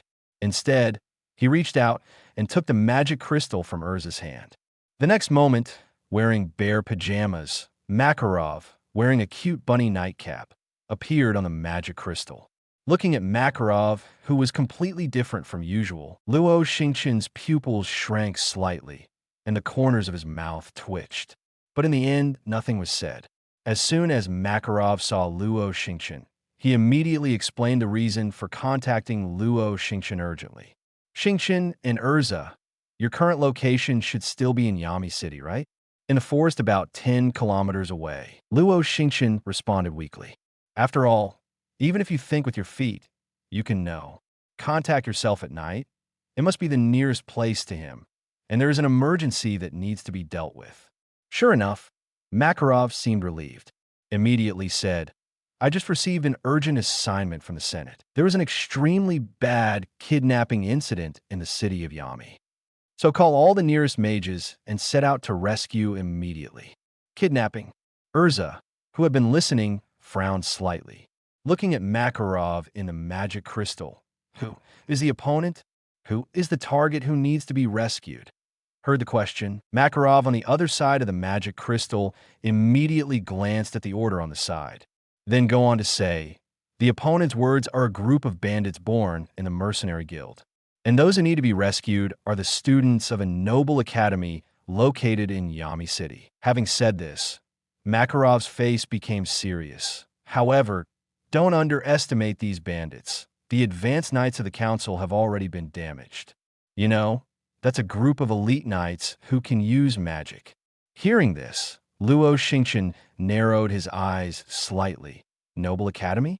Elite Knights? An urgent mission to all mage guilds. A look of disdain flashed in the corner of his eyes. He looked at Makarov. If I'm not mistaken, among the kidnapped students are the juniors of the old guys in the Senate? With such a big fanfare, if it has nothing to do with those old guys, I don't believe it. Why don't they care so much about things that usually happen to civilians? For this magic council, Luo Xingchen has never caught a cold. The magic world is too dark, and the reason is it has a lot to do with the inaction of the magic council. When encountering a problem, these people do not think about how to solve the problem. The first is to shirk responsibility. But that's only part of it. Another part is really working for the magic world. Luo Xingchen naturally respects that kind of person. But in this environment, there is very little they can do. Looking at Luo Xingchen, Makarov sighed and spoke earnestly. Although the truth is exactly as you said. But the hostages are innocent children after all. We can't just watch them indifferent, can't we? Luo Xingchen stopped Makarov's thoughts, lifted the quilt, and stood up. He didn't notice Urza, who was gradually turning red. Said, I understand this. Of course people have to save. I'm just unhappy with those old guys with double standards. Chapter 41 Rescue Operation under Rainy Night, Ami City. This is a town that is covered in rain all year round. Inside an academy named Yasheng in the town. The teachers and students who were preparing to leave the get out of class normally in the afternoon encountered an unimaginable disaster. A group of about 40 bandits violently broke through the security of the academy and hijacked all the people inside, including the teacher. Even the magic knights of the Senate who came to the rescue urgently, he was also defeated by these thugs. Despair seems to have come to this academy. Inside the academy, the bandits were wearing short shirts one by one. Many people have knife marks all over their bodies, adding a bit of ferocity to this group of bandits. The leading bandit boss is named Hansen. He was the most burly man among the bandits. He glanced at a group of people who were squatting and shivering on the ground in front of him. Hansen smiled slightly. Looking aside, the two men with the same burly body, second, third, has the news been passed? I'm going to see the ransom tonight. If not, don't blame us for being cruel. The two strong men who were asked the question turned around. The second child, Carlos, replied, Don't worry, boss. We have already spread the word. The third child, Scott, also had a smile on his face. We just have to wait and count the money. As soon as these words came out, the bandits burst into laughter. It's as if you're already celebrating for getting a lot of money. But Hansen seemed to think of something. Looking at the raindrops falling outside the window, he said, It's night and it's raining again. Visibility is low, so keep an eye out for anyone sneaking in. No? Understood. The second and third responded in unison. However, I've heard that it rains frequently in this city before, and I don't know why. It's really annoying. The second child, Carlos, complained, with disgust in his words. The youngest Scott on the other side sighed helplessly. Who said no? Under this gloomy weather, even people are a little dull. I really don't know when the ghost weather will turn sunny. Scott's voice was not loud, but is clearly conveyed in this small classroom. Perhaps it was the voice of many people and the approval of most people. Even the hostages were taken. It's like having a heart. Many students looked back at the one who was isolated in the corner, blue-haired girl with a blue top hat. Under everyone's attention, the blue-haired girl shrank back.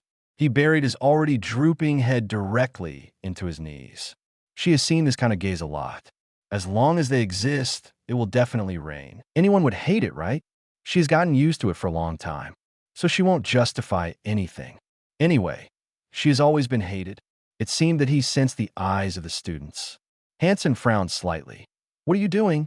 Be honest with me. Otherwise, I can't guarantee that you can walk out of this classroom intact. Immediately, the students immediately looked back.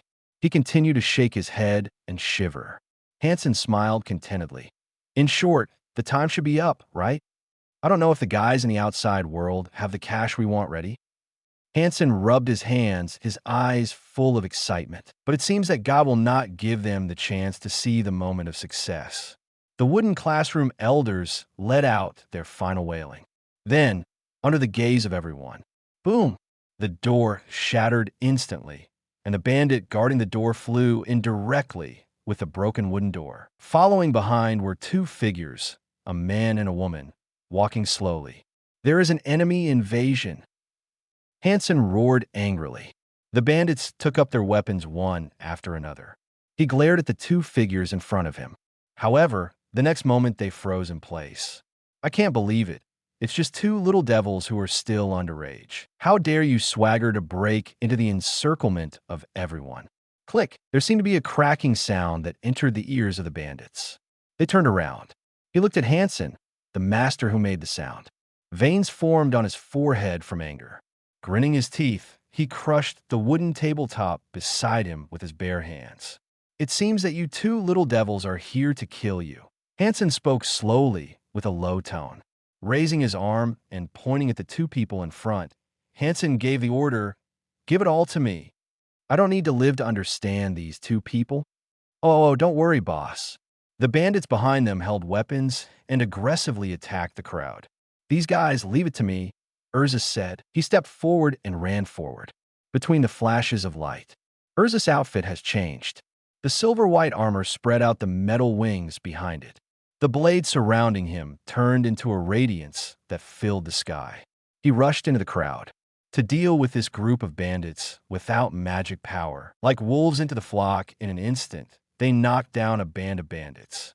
The light flickered again, and the armor on Urza changed again. The silver armor was replaced by black. The metal wings behind him also transformed into a pair of wings like demons. The weapon in his hand also turned into a black longsword. This is Urza's new armor that has the ability to fly like the armor of heaven. But it is different from the group attack of the armor of heaven. This armor focuses more on the ability to kill with one hit. It's called Black Feather's armor. Luo Xingchen, who was behind him, clasped his hands together. His eyes were fixed on Urza, who rushed into the crowd and kept cutting down the bandits, obviously not planning to take action at this time.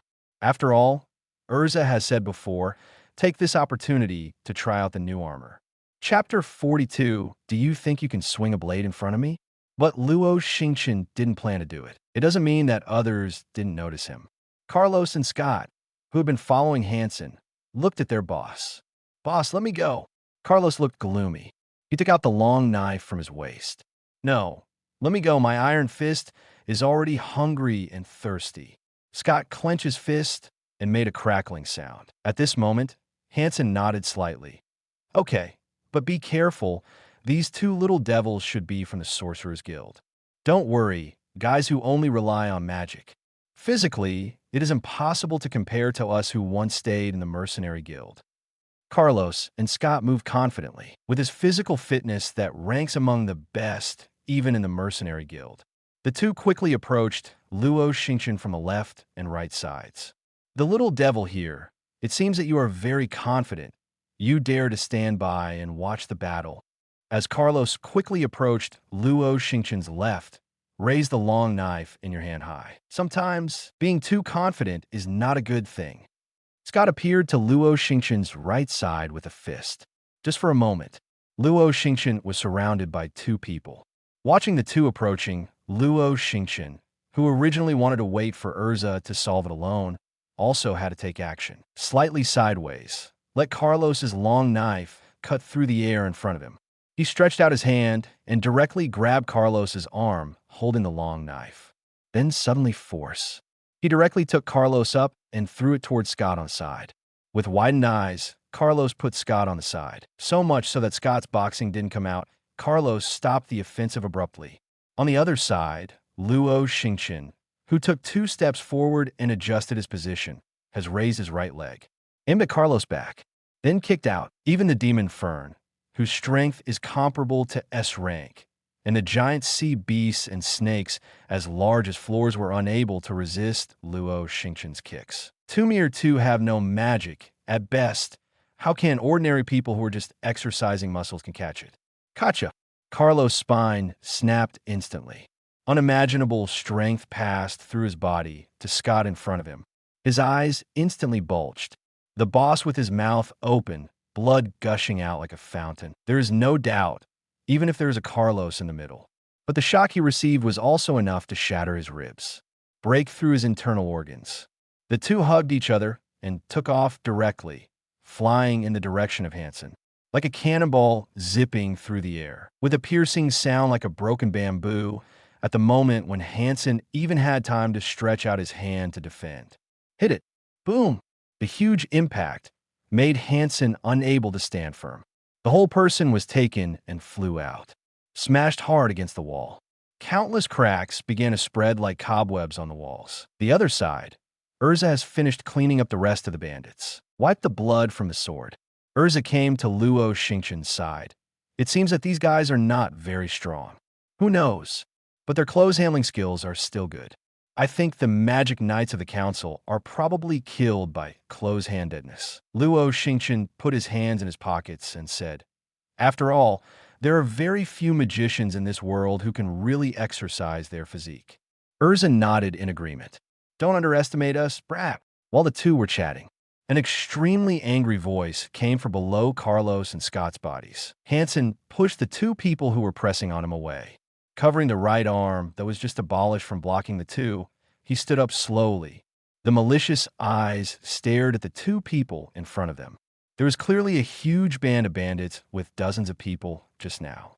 Even in less than a minute, all were wiped out. It was unbearable. That was the younger brothers who had followed him for many years. Yu Guang glanced at the blue-haired girl who was isolated in the corner not far away. It was the closest hostage to him. Seemingly thinking of something, Hansen slowly revealed a strange smile. Without the slightest hesitation, Hansen pulled out the dagger tied to his boots. Then he ran towards the blue-haired girl. Since the classroom itself is not huge, there are no two steps. Hansen came to the blue-haired girl. "Don't move." The dagger pointed at the blue-haired girl. Hansen's face was extremely hideous. "If it's moving, I'll kill this guy." Saying that, Hansen gestured twice on the blue-haired girl's face. Seeing this, the blue-haired girl seemed to want to say something. But Luo Xingchen shook his head and interrupted her words. Looking directly at Hansen, he said slowly, "Are you threatening?" "Sure enough, people like you can only do this kind of thing." Urza's face was gloomy. The tip of his sword reached Hansen. You two little brats don't need to provoke me. Now I have a hostage in hand. You can just do what I say." Hansen pouted in disdain. "Hostage? Do you think you can swing a blade in front of my eyes?" Luo Xingchen narrowed his eyes slightly. "Step forward." "You stop." Watching Luo Xingchen move, Hansen suddenly burst into cold sweat and shouted. But Luo Xingchen was still unmoved, and his steps did not stop for a moment. "I told you to stop, or I really kill this girl." As Luo Xingchen gets closer, Hansen's voice is also constantly rising. "You could try." The words were still incomparably plain, but it completely angered Hansen. The completely crazy Hansen didn't care whether he could get out of this gate alive. The dagger in his hand slammed into the blue-haired girl's body. Hum! The cold air spread instantly. White ice crystals move faster than the naked eye can see. Crazy extension to Luo Xingchen as the center. The dagger that was heading straight for the blue-haired girl stopped in midair, and Hansen's body was already, in less than a second, turned into white ice crystals. Not just Hansen. In an instant, Urza and the hostages were taken away from the entire classroom. All the rest of the objects are covered in pure white color. Without exception, Luo Xingchen stopped in front of the blue-haired girl. He slowly let out a cold breath. Luo Xingchen bowed slightly, rubbing this gaze, staring at himself, the hat on the head of the blue-haired girl who seemed to be stunned. "Your parents should be worried. Go home early." The voice fell, and nothing more was said. Luo Xingchen turned around and walked towards the door with Urza. Anyway, all the bandits were frozen here. Subsequent matters will be handled by the members of the council. So don't worry about Luo Xingchen and Urza. Behind the two, the blue-haired girl stared at their backs closely. There's a strange light in his eyes. Chapter 43. Natsu Dragneel Magnolia, fairy tale guild. The wooden door was slowly pushed open. Two figures walked towards the inside from outside the gate. Makarov, who was sitting at the bar as usual, opened his eyes immediately, even without looking at the gate. Everyone knows who it is. After all, among the entire fairy tale members, to be able to open and close the door so peacefully. Only two people, Luo Xingchen and Urza. Urza's words seem to be thinking about himself a lot of the time. It's like she considers this place her home. Therefore, takes special care of the guild's facilities. Also likes to manage the order of the guild. This makes Makarov very happy. I also have to sigh Urza's maturity and stability. As for Luo Xingchen, I'm afraid this kid simply thinks it's boring to bully a door. Makarov can see clearly. This kid, if he encounters a method of destruction that interests him, it is estimated that the entire guild is only comparable to that guy Guildarts. Thought here. Makarov is just a headache. The guild is full of problem children. Plus a little ghost that I brought back recently. Seems to be violent too. Moreover, it is also particularly incompatible with Gray. It takes 2 fights a day to stop. With a sigh, Makarov deeply feels that the future will be difficult. His eyes turn to the door. Sure enough, a boy and a girl were walking in from the gate. Yo, Stars and Urza, welcome back. Is the mission completed? That's for sure. After all, it is a team of monsters and monsters. I don't think there is any task that can be difficult for these two. The moment Luo Xingchen and Urza walked in, countless welcome voices, mixed with discussions, resounded in the guild. Huh, I think I heard some monster. Urza stopped, frowning slightly. He glanced sideways. Suddenly, the person who just spoke sneered twice and closed his mouth tightly. As for Luo Xingchen's clear goals, go straight to Makarov at the bar. Welcome back, kid. How is this mission? Makarov at the bar smiled, kindly asked. Luo Xingchen came to the bar, ordered a cup of milk, and sat down on a chair. Said, it's basically okay, except for the urgent tasks you have arranged for the night. Hear Luo Xingchen's words. Cough, cough. Heard Luo Xingchen's words. The wine Makarov had just drank spurted out immediately after coughing twice. He waved his hand again. Forget it. I've already received a letter from the council. This time you rescued the granddaughter of Congressman Mikelo, and he has a good impression of you. Hearing this, Luo Xingchen hurriedly shook his head. Forget it, I don't want to get involved with this guy. Yeah, you already have Urza after all. Makarov seemed to have thought of something and winked at Luo Xingchen. Suddenly, Luo Xingchen looked at Makarov differently. Kind of weird. Makarov looked at himself strangely. What's wrong? It's nothing. It's just that I never found out that you were such a person before. It's disrespectful to the old. Saying that, Luo Xingchen took his cup and turned to leave. Makarov was not given the slightest chance to explain. Makarov's eyes widened in situ. This stinky boy. Luo Xingchen just left Makarov here. He was pulled over by Macau and others and went to brag. After all, despite his young age, but the mental age is also considered an adult. What's the point of playing with a bunch of little kids all day? Not far away. A little boy with sakura-colored hair looked at Luo Xingchen, who was greeted with compliments just after he returned, and tilted his head slightly. He came to the table of Gray and Kana and asked, by the way, who were those two people just now? Why do I see that everyone seems to welcome them? Leaving the boy with sakura-colored hair, Gray said disdainfully, huh? Natsu, is this how you ask people? The eyes are so evil. Why are my eyes so evil? Are you trying to find fault, BD? The little boy called Natsu pointed to himself incredulously. Then he yelled angrily at Gray. Your entire existence is evil, not limited to your eyes. Not to be outdone, Gray responded. Want to fight? Pervert. Natsu rolled up his sleeves. Come on, fire-breathing BD. Gray stood up immediately. Well, can you calm down a bit? Kana on the side saw that something was wrong. Immediately stand up and want to smooth the field. But it's a pity. Of course, the two who were already on top would not listen to any of Kana's words. Immediately, you punched me and punched each other. The movement here quickly attracted the attention of everyone in the guild. It also wraps Luo Xingchen. Looking at the cherry-colored hair, a name immediately popped into Luo Xingchen's mind. Natsu Dragneel. Is that guy new here? Luo Xingchen looked at Macau. Macau, who was holding a beer, smiled and nodded. Ah, a very energetic kid. It's just that there seems to be something wrong with Gray, huh?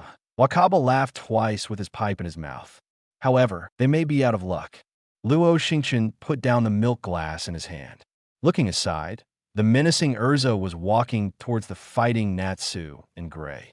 Chapter 44, Iron-Headed Baby, Natsu, Panties BD. General Snot. Hanging eyes, eat my punch. Sagging eyes, I'll give you a kick.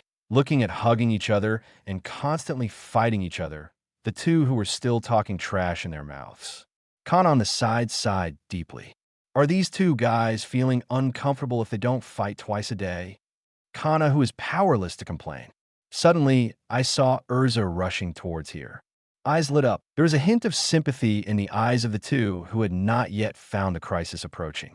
Shook his head. Kana sat in her seat by herself, waiting to watch the next good show. Stop all of them. With angry shouts, Urza appears between Gray and Natsu. Forcefully separate the two. Don't fight in the guild.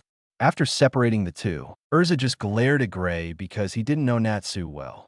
Looking at Urza, who appeared in front of him, Gray suddenly calmed down, his hands behind his back, hanging his head that. He seemed to want to apologize, but Natsu's voice cut him off. Inexplicable people intervene in their own battles. Natsu angrily yelled at Urza. Do you want to be beaten too? UBD. Gray's eyes widened suddenly. He looked at Natsu in disbelief. Are you an idiot? Urza's face darkened. How long? How long has it been since no one could challenge their authority? Turning to look at Natsu, Urza smiled slowly. Immediately after, bang! Two muffled hums sounded in succession. Everyone in the guild only saw two figures hugging each other and flying toward the wall. Boom! Cracks appeared on the solid wall.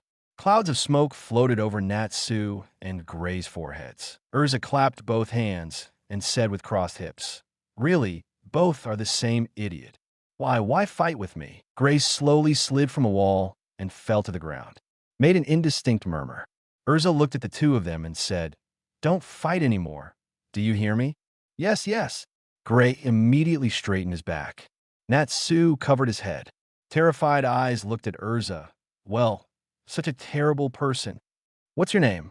Urza asked. Hearing this, Natsu also put his hands down. His eyes glanced into the distance. Even though he was beaten just now, but he still had to greet him with a smile. Natsu thought he couldn't do it, but still hesitantly said his name. Natsu. Natsu dragged Neil.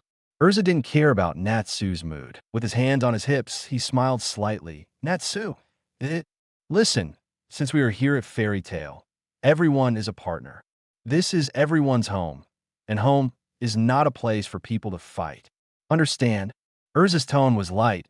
It's hard to connect it with the violent act of one man crushing Natsu and Gray just now. Looking at Natsu's half-understood expression, Urza also doesn't expect him to understand that right now.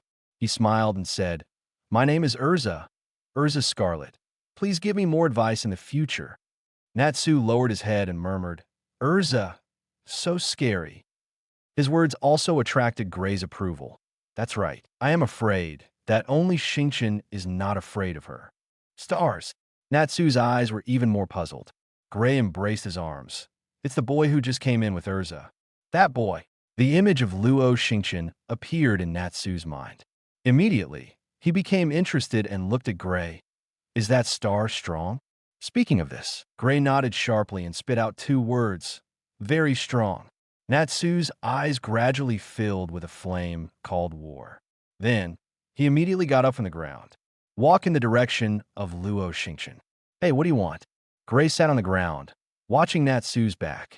I think you must have done what you did at the time. Little girl Kana rests her chin in one hand. Eyes are interested. Suddenly, Gray seemed to recall his youthful spirit. Aggressively went to Luo Xingchen to fight. But the humiliating experience of being frozen for half a day. Involuntarily shrugged his shoulders. The ignorant brat. Gray curled his lips in disdain. I don't think you're getting any better. Kana complains.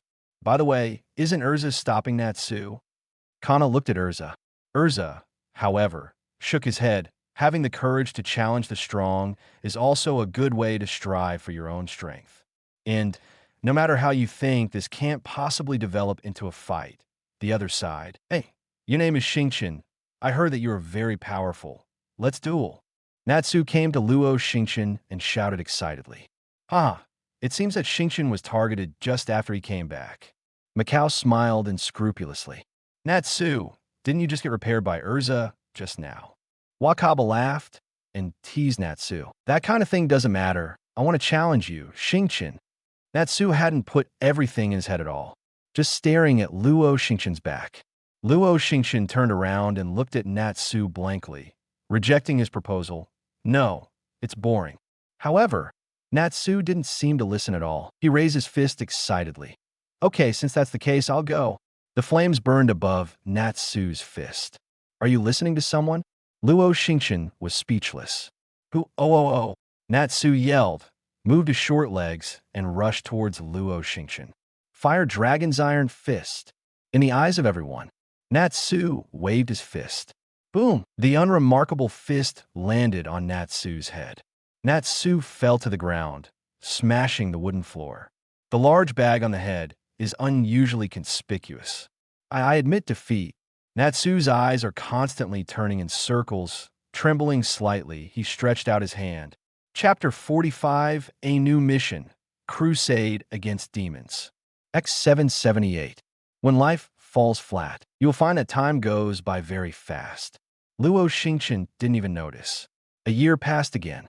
However, it is worth mentioning that this year, Luo Xingchen can fully feel Natsu's persistent spirit. Almost as long as Luo Xingchen was in the guild for one day, Natsu will challenge Luo Xingchen.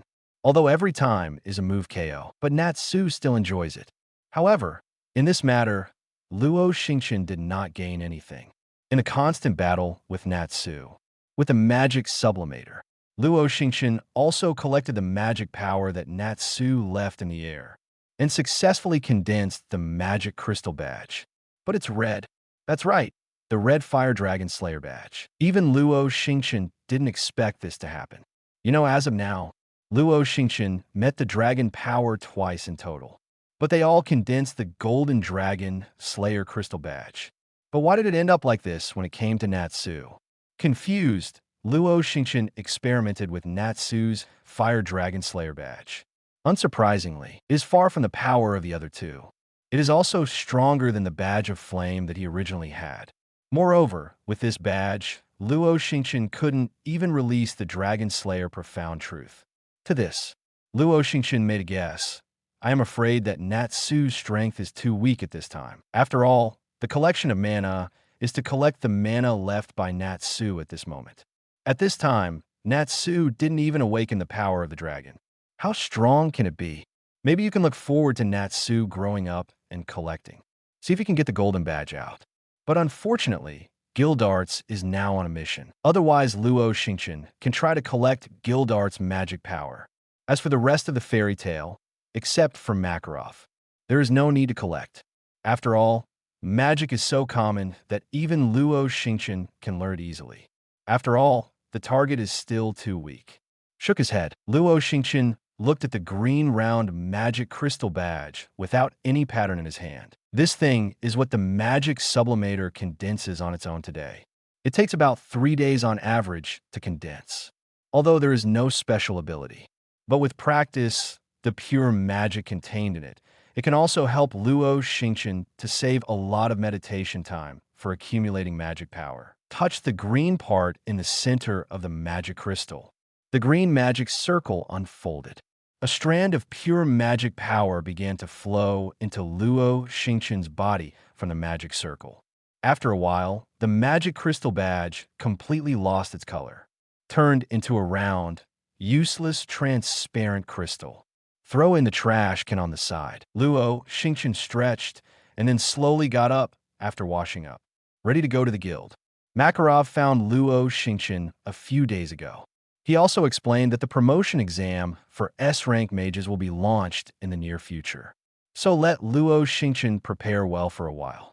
So-called preparation, in fact, it was just to remind Luo Xingchen to do more tasks recently. After all, his other competitor. Laxus is almost year-round a mission machine. Moreover, Luo Xingchen also felt that recently. He also started to slack off. It's time to do the task. Came to the guild because the time is still early. There is no one in the guild yet, except for a boy with sakura-colored hair. At the moment Luo Xingchen just opened the door, Natsu's eyes lit up on the roof. Chance! Looking at Luo Xingchen, who was defenseless at the moment, Natsu immediately seized the brief moment. Directly from the sky, Fire Dragon's sword horn. With shouting, Natsu attacked Luo Xingchen. Alas, at this moment, Luo Xingchen was deeply speechless. Slightly turned sideways without even making a move.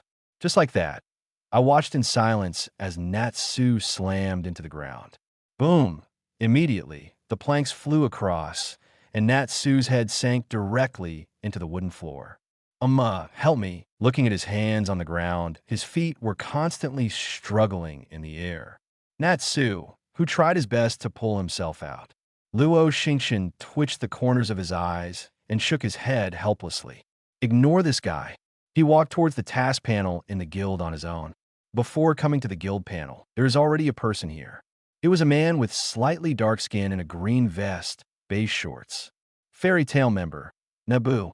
Although Nabu has long been recognized by Makarov, tasks can be taken, but he always had an obsession.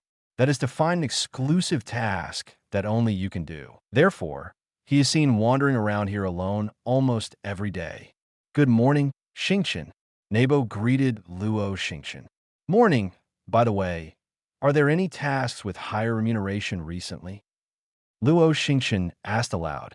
The reward is higher, or this is it. Saying that, Nebo pointed to a task order on the panel. Escort a specified item to a nearby realm. Because of the long distance, the commission paid by the commissioner will be very high. But Luo Xingchen shook his head. It's too far.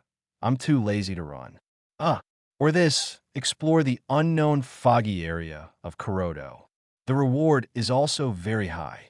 Nebo pointed to another order. It's too troublesome. It will take a long time. Luo Xingchen still shook his head. If that's the case, that's it, the subjugation mission.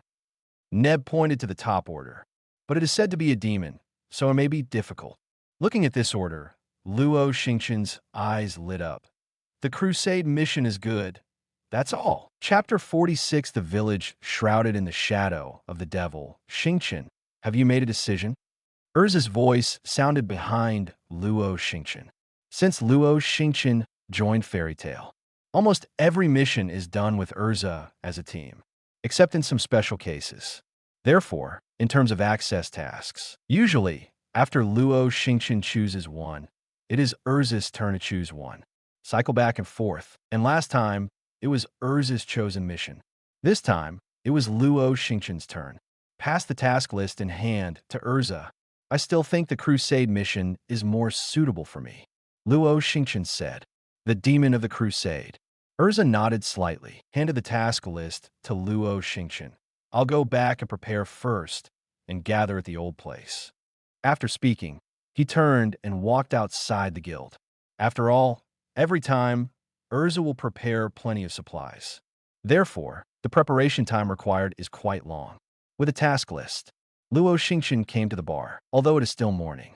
But old alcoholics like Makarov are already enjoying themselves with a big mug of beer. President, I want to take this mission. Luo Xingchen handed the order to Makarov. Makarov opened Wei Mi's eyes. The result is the order, and after scanning it, it is confirmed that there is no problem. He just nodded and asked, this time we're going to form a team, right? Of course, although he didn't quite understand what Makarov meant. But Luo Xingchen answered truthfully. It seems that your relationship is really good. Makarov smiled weirdly. Leaning over his head, he whispered in Luo Xingchen's ear and asked, have you reached that step? I just said, you can't let you drink too early, and you'll be stunned when you drink it early in the morning. Luo Xingchen turned his head away from Makarov and kept shaking his head. He stretched out his hand to indicate the order. You better hurry up and seal it. Ugh, why don't you understand? Look at Gildarts when he was your age. Makarov's gushing words stopped. Looking at Luo Xingchen's increasingly dangerous eyes, Makarov still chose to shut up. He silently took out the guild crest from his bag. After one is covered on the order. Handed it to Luo Xingchen. I agree, pay attention to safety. After raising the order, Luo Xingchen said, don't worry. Then he turned around and walked towards the gate of the guild. Looking at Luo Xingchen's back, Makarov smiled slightly. The mood is very beautiful. Wait a moment, just when Luo Xingchen passed the gate, Natsu, who was still on the ground, finally pulled out his head. Xingchen, just not counting, let's come again. Natsu spoke aggressively. I still have a mission. You should go and play with Gray. After Luo Xingchen finished speaking, he ignored Natsu and walked towards Southgate Park. Southgate Park. Luo Xingchen just came here not long ago. Urza dragged her luggage cart here. The mission location this time is a place called Hollow Village, a small village in the northwest of Fiori Kingdom. About 500 kilometers away from here. Urza murmured while holding the map. More than 500 kilometers. I knew I had borrowed the president's magic four-wheeled vehicle. Listening to Urza's words, Luo Xingchen couldn't help complaining. Suddenly, Urza's cheeks turned pale. As if thinking of something bad, he quickly said, actually, it's not too far. We can go by train in time. Shrugging, Luo Xingchen was noncommittal. It's just that I miss the feeling of drag racing, because the target location is slightly remote, so except by train. It also takes a period of carriage and a period of walking to reach the mission location.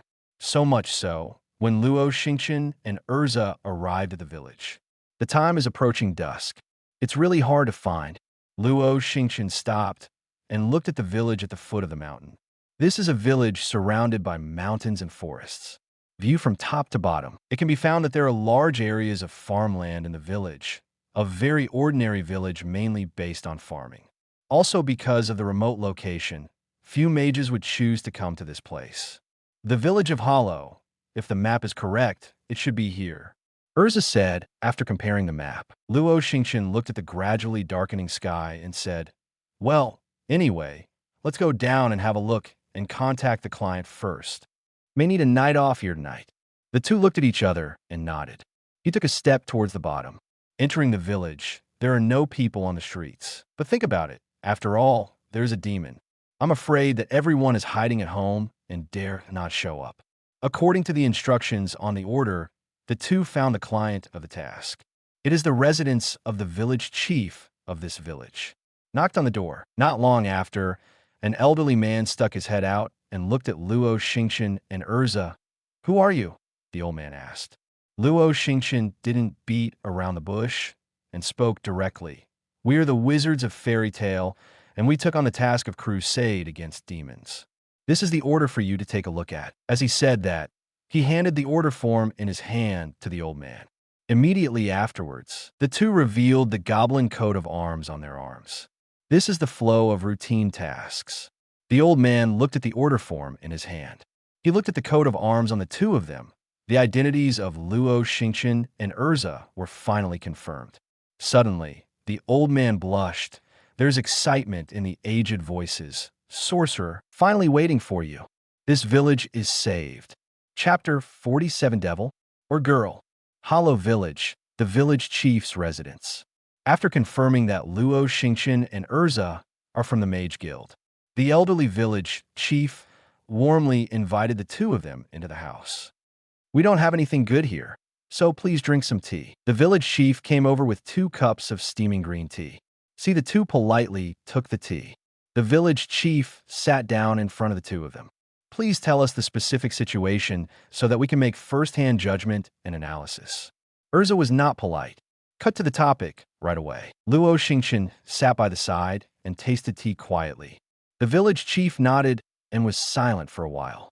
Only then did he speak slowly. Actually, that so-called devil has existed here for a long time. It's just that it was sealed deep in the church in the center of the village. Although we are afraid, we have the protection of the church. We can also live a normal life. But, speaking of which, the village chief's expression dimmed at a speed visible to the naked eye. The body is shaking slightly, with fear and disgust in his eyes. Luo Xingchen and Urza looked at each other. Did not interrupt. The village chief continued. However, The original calm was completely broken a few days ago. He raised his head. The old eyes stared at the two magicians in front of him. That girl. Release the demon. The devil, let it out? Luo Xingchen murmured, looking up and down at the old man in front of him and the surrounding buildings. With all due respect, if the demon is freed, are you still fine? The village chief waved his hands again and said, It's not like this. The devil is possessed by that girl. There will come a day when the devil will fully awaken. That girl will definitely raise the butcher's knife towards us. Urza touched his chin and said, That is to say, the girl you mentioned didn't hurt anyone, did she? The village chief nodded and added, But that's only now.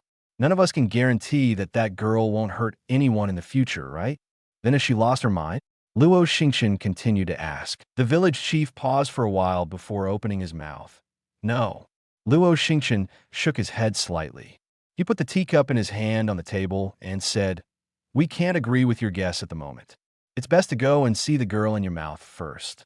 On the edge of the village, a dilapidated house stands here. Although in this village, the houses are bungalows built of ordinary bricks. It is not luxurious in itself, and even most of them are in an old state. But the damage to the house, it is more than several times the other. The walls made of stone have potholes of varying degrees. I'm afraid, even if it's just a breeze, can be poured directly into the house. Broken windows, old wooden doors, and the eaves that have been repaired again and again testify to the age of the house. This is the home of 3 orphans, Mira Jane, Lisana, and Elfman. Having lost their parents since childhood, they can only succumb to this house that no one wants, relying on the meager living expenses earned by the eldest sister to sustain their lives. At this moment, 3 small figures are leaning against each other against the corner of the wall, quietly listening to the abuse from the outside world. If it is normal time, originally, it was impossible for many people to patronize the door of the house. However, a large number of villagers have gathered every day these days. That's why Luo Xingchen and Urza didn't see many people on the street. Villagers carry hoes, sickles, and even spatulas and pans. Anyway, everything that can be used to attack is standing here. Their faces were vicious. His eyes were fixed on the dilapidated wooden door that was closed in front of him. A series of curses echoed around. Go away, the guy possessed by demons. Get out of our village. How long do you want to stay in the village? The cursed family. It is because of you that there will be a steady stream of disasters. Maybe it's because the abuse is not relieved. Some even picked up stones from the ground, tossed towards a broken window. Boom! The window shattered. And the stone that broke the window, the castration hit the head of the girl with the hood and cloak sitting on the ground. Sister Mila, are you okay? Watching her sister get smashed, Lisana, who had been holding her, immediately asked worriedly. Mira Jane shook her head slightly. He smiled to indicate that he was all right. He looked at his younger brother Elfman, who was shivering in a small suit. An apology flashed across Mira Jane's face. I'm sorry. It's all my fault. Elfman shook his head quickly. It's not my sister's fault. Mira Jane lowered her head, looking at his arms covered by the cloak. If it wasn't for my proximity to that kind of church, that's not going to happen either. Sister Mila, Lisana closed her eyes tightly. She hugged her sister tightly. She knew that her sister was very scared now. Get out, devil. Just use brute force to drag them out. The other party is possessed by a demon. The shouting outside became more and more intense. Even that group of people seems to be directly resorting to violence. Fear prompted Mira Jane to bury her head completely between her legs. He covered his head with his hands in pain. The rage and madness of the villagers, like a heavy mountain, almost crushed the 13-year-old girl. Chapter 48, Irrelevant Personnel. Please do not interfere. Hearing the yelling from outside, Lisana, who was holding Mira Jane, gritted her teeth. Suddenly, she let go of the hands that held Mira Jane. Stand up. Go to the window. Sensing Lisana's movements, Mira Jane was stunned. He slowly raised his tearful eyes and looked in Lisana's direction. Lisana, be careful, don't do this. Elfman, who was hiding behind him, exclaimed. He wanted to reach out to stop it. But Lisana had come to the edge of the window. standing on your toes. He pushed open the broken window. Entering the goal is a group of ferocious people. The weapon held by people is reflected in the sunlight, exudes a hint of coldness, perhaps surprised by Lysana's actions. The villagers surrounding the outside suddenly stopped cursing.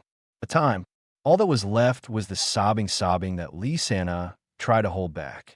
I don't know where the courage came from. Lysana raised her arm and wiped the tears from the corners of her eyes. An angry and hysterical roar was issued at this group of demons in human skins. It was Sister Mila who helped fight off the demons who did evil in the church. She fought off the demons for the sake of this village. You are too much. She was possessed by the devil in order to repel the devil. Sister Mila is wrong. She's not wrong at all. Lysana's voice gradually became smaller. Perhaps it was because he spoke the words that had been backed up in the depths of his heart. Tears could no longer hold back from the corners of his eyes. Lysana knelt weakly on the ground. He buried his head and sobbed loudly. Mira Jane tightened her cloak, walked towards Lysana on the edge of the window. Gently put the intact other hand. He stroked Lysana's shoulder. Mira Jane squatted on the ground, whispered, "Stop talking, Lysana." Woo woo woo woo, a cry came from behind. Mira Jane looked back at her clenched fist, crying Elfman. "Stop crying, Elfman." She whispered, but did not cry like her younger siblings. At this time, they can cry unbridled. But she can't just because she's a sister. Through an open window, Mira Jane was able to find that this group of people was still vicious. They didn't seem to be because of Lysana's excuse. Change your attitude toward yourself. Self-deprecating smile. Mira Jane slowly looked back. The originally agile eyes began to gradually lose their light. But at this time, Mira Jane clearly heard the chatter from the outside crowd. It seemed that the arrival of someone had caused a commotion. "Village Chief, you are finally here. These cursed guys have been refusing to leave here." "Hey, who are these two?" "Ah, this is the magician I invited, who is here to fight demons." "Mage, that's great. In this way, wouldn't our village be saved?" "Master Sorcerer, please slay these demons quickly." Mira Jane, who was in the house, instantly became vigilant. Sorcerer, her eyes widened sharply, although not out of the village. But she had also heard about mages. It is said to have master magic, far beyond ordinary people. Not only Mira Jane noticed, even Lysana and the shivering elfman behind him heard the conversation. Lysana's face seemed even more anxious. "Sister Mira, what should I do? They called the mages to arrest us." That's right, we're going to be arrested. What should we do?" Elfman also hugged his head in fear. Tears kept leaking from the corners of his eyes. Don't be afraid. I'm here, don't be afraid." Sister Mila hugged Lysana, although he was trembling with fear. But she still forcibly calmed down, comforting his siblings. Taking courage, Mira Jane stuck a head out of the window. Looking forward, the vicious villagers just now changed their appearance. Choo Choo was pitifully surrounding the two figures. One by one, twittering, did not know what to say. And through the gaps and the shadows, Mira Jane could see the rough faces of the two figures who were surrounded. A man and a woman, about the same height as themselves. The age should be about the same. And this also shows that these two may not be strong.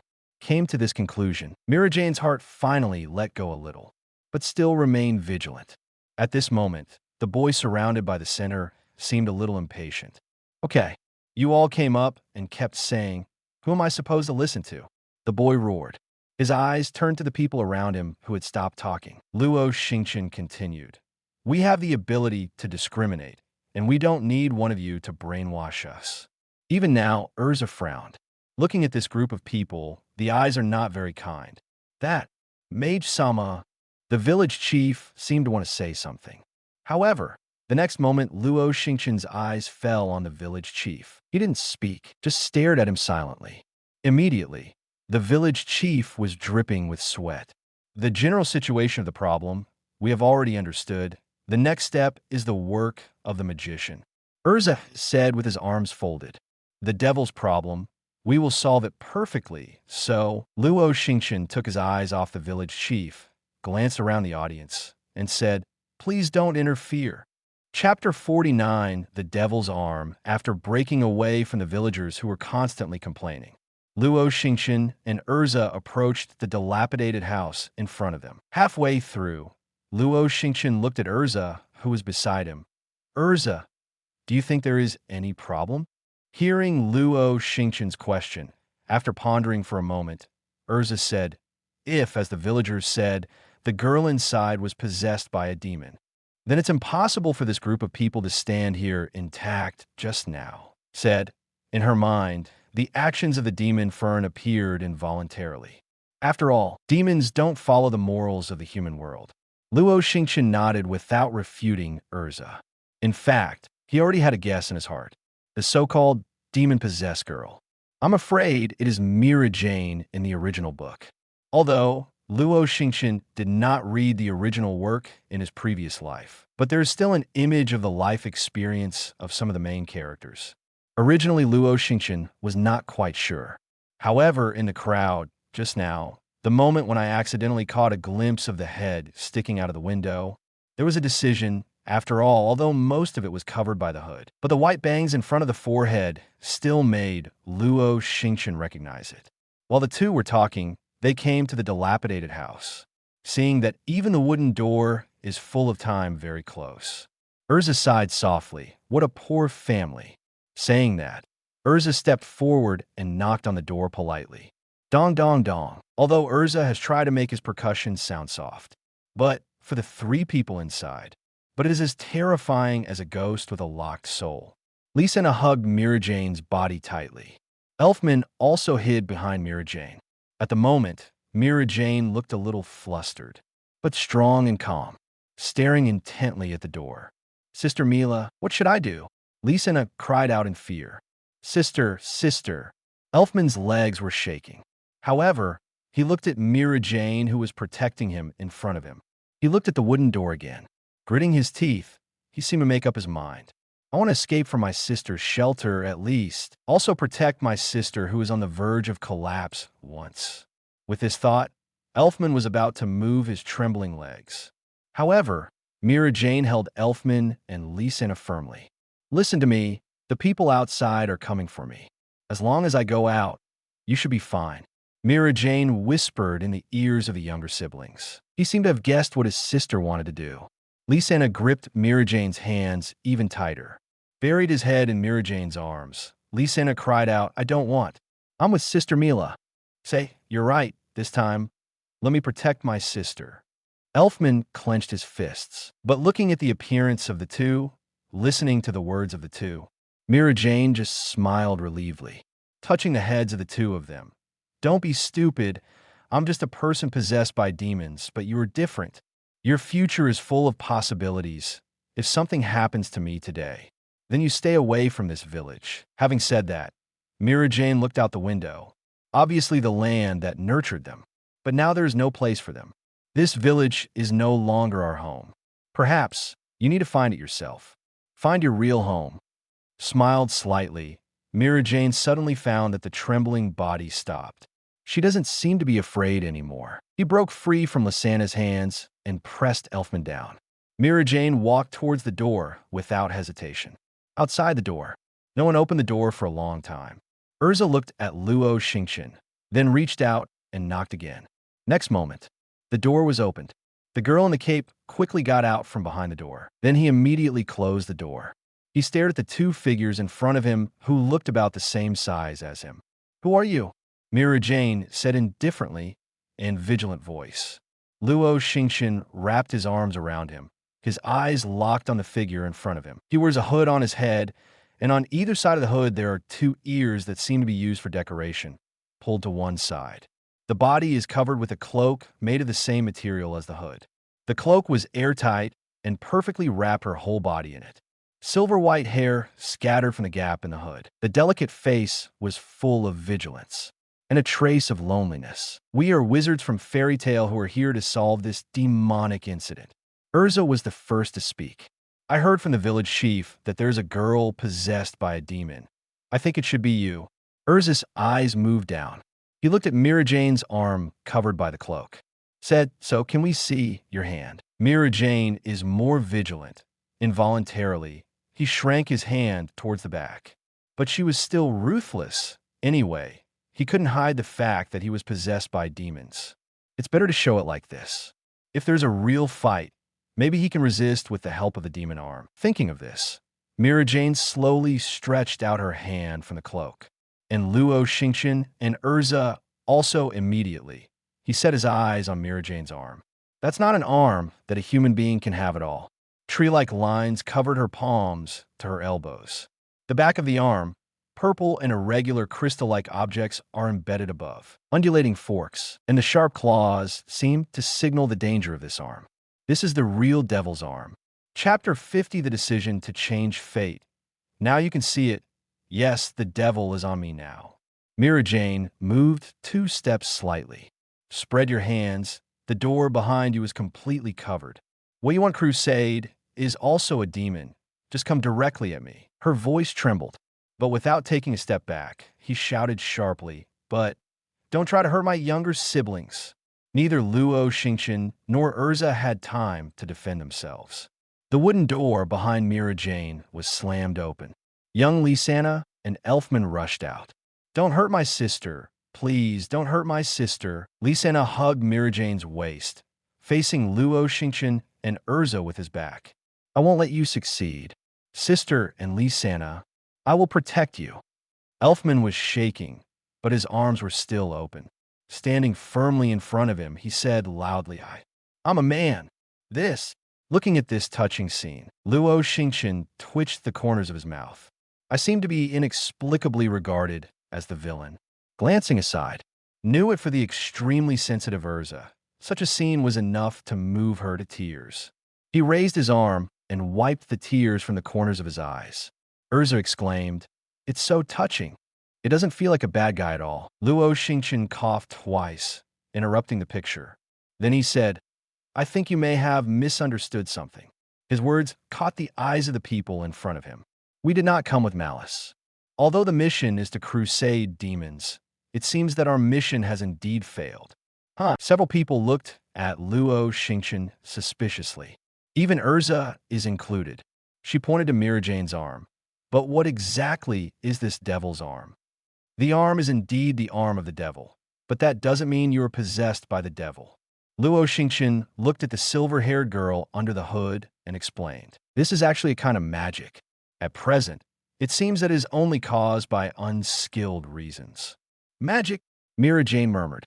It seems that some can't believe such a result. Luo Xingchen nodded and moved his gaze to Mira Jane's arm. Almost an instinctive reaction. Mira Jane snapped her hand back, smiling indifferently. Luo Xingchen continued. The name of magic is reception, and it is an extremely rare demon reception. You are not parasitized by demons at all. I'm afraid it should be caused by the awakening of magic when you are fighting the demons in the church and receiving the power of the demons. The power of the devil. Mira Jane looked down at her arm. He pursed his lips. Looking at Mira Jane's disgusted expression, Luo Xingchen knew that she was not ready to accept this power. But Lisana and Elfman on the side seemed relieved. As long as his sister is not a devil.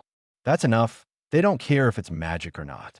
Then, can this big brother and sister help Sister Mila change back? Lisana asked eagerly. Mira Jane and Elfman on the side also set their sights on Luo Xingchen, with hope in his eyes. However, Luo Xingchen shook his head. Unfortunately, although you know this magic, but if you want to change back, I'm afraid you can only rely on yourself. Only improve your proficiency in magic. It is only possible for you to truly master this power and return to the appearance of a normal person. Luo Xingchen's voice fell. Mira Jane and Lisana and Elfman looks, it dimmed at a speed visible to the naked eye. But I don't know how to receive magic. Mira Jane looked low and murmured, Indeed, connecting and receiving this arm is only done by instinct. She herself doesn't even know what magic is. I know someone can teach you magic. Just then, Urza's voice caught Mira Jane's eye. Who is it? The three asked in unison. It's the president of our fairy tale guild. I believe the president can teach you magic. Urza's tone was determined. Fairy tale. The three of Mira Jane looked at each other. Can the president that sister said really teach my sister to control this arm? Li Sena spoke up immediately. Luo Xingchen on the side said, although the president is often unreliable, his knowledge is beyond doubt. So, are you going to follow us? To fairy tale? Li Sena turned her head and looked at her sister. Seems to be waiting for her to make a decision. Mira Jane looked at Li Sena and Elfman. He looked into the distance again, still glaring at the villagers here. In the end, looking at what I hate so much brought the unfortunate demon arm to his own family. Finally, she made up her mind, said, anyway, we can't live here anymore. He raised his head and looked at Luo Xingchen. Let's follow you. Hearing this sentence, Luo Xingchen and Urza laughed one after another. As for Li Sena and Elfman on the side, he was a little excited and hugged his sister. Are you excited about starting a new life? Or are you excited to escape from this indifferent place like hell? Maybe only they know it. Chapter 51, A Pot of Hot Pot. Crying little girl dusk is approaching. An orange-red light shone on the unpopular mountain trail. Usually this time, it is also a time when the wild beasts in the mountains and forests move freely. Where no one should have set foot, there was a sound of footsteps. Those were 5 figures who didn't even look underage. Urza pulled the scooter and walked side by side with Luo Xingchen at the front. Behind, it is Mira Jane and others with luggage. Originally, Luo Xingchen planned to wait until dawn the next day. However, both Li Sena and Elfman displayed a profound distaste for the village. Since there is hope to get out of here, they didn't want to wait even a second longer. In this regard, Luo Xingchen and Urza also expressed their understanding. Anyway, Urza's material and tent are enough. There is no problem with taking a night's rest in the forest. Therefore, everyone set foot on the road to Magnolia, came to the top of the mountain outside the village. Mira Jane, 3 people stopped, looking down at the village surrounded by mountains below. That's where they lived for more than 10 years. However, they have never seen this look from such an angle.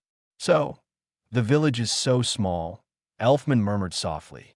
Yes, obviously such a small village, but it binds people from generation to generation. They seem to have strayed from the trajectory of times. See everything you don't understand with your own eyes, and impose their own opinion, deny it. In this way, many visible or invisible tragedies have been bred, and they didn't know it. Whether ignorance is guilty or not is impossible to say for sure, because ignorance itself is a sharp weapon. The difference is whether you choose to close up the weapon or stab someone else. Forget it, that kind of shitty place. The young Li Sena did not shy away from expressing her dislike for the village. Luo Xingchen and Urza in front stopped, quietly waiting for the 3 of them. Mira Jane stroked Li Sena's head. Let's go. Night has come.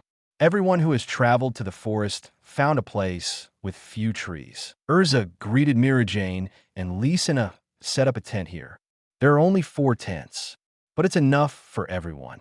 Urza and Luo Xingchen each have a tent. Mira Jane and Li Sena 1 tent, Elfman 1 tent.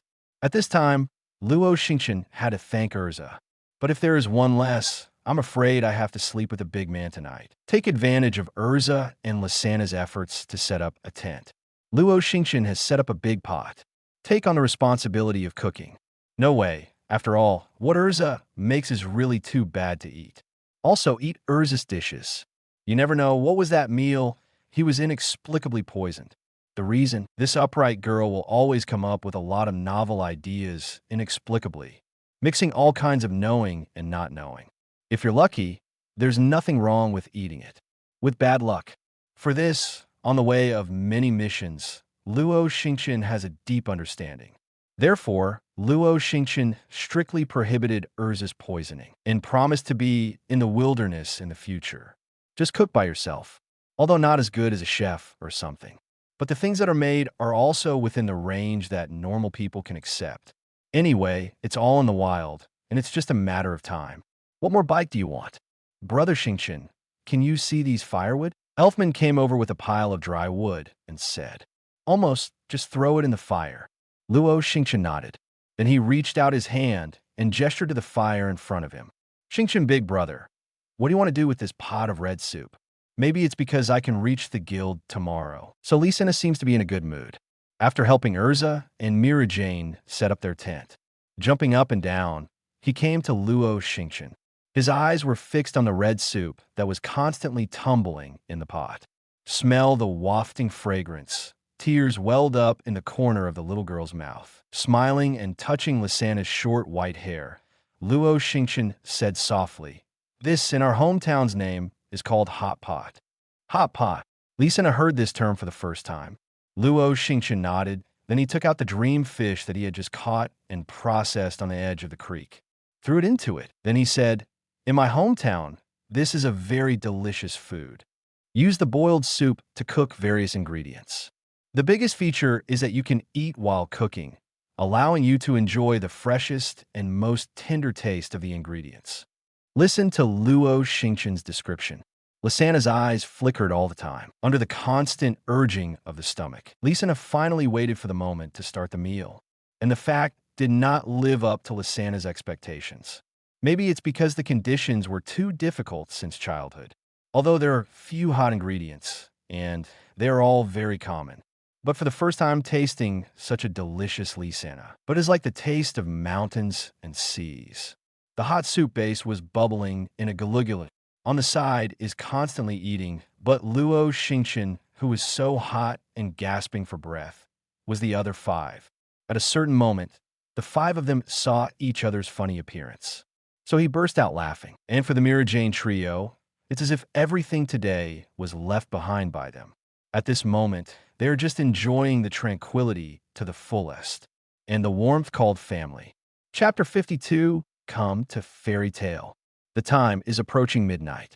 The surroundings were quiet, as if only Xia Chan was chirping. The burning bonfire brought a touch of warmth to this dark world. Get out.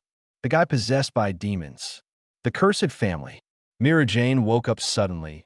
The voice that kept echoing in his mind gradually disappeared. Who?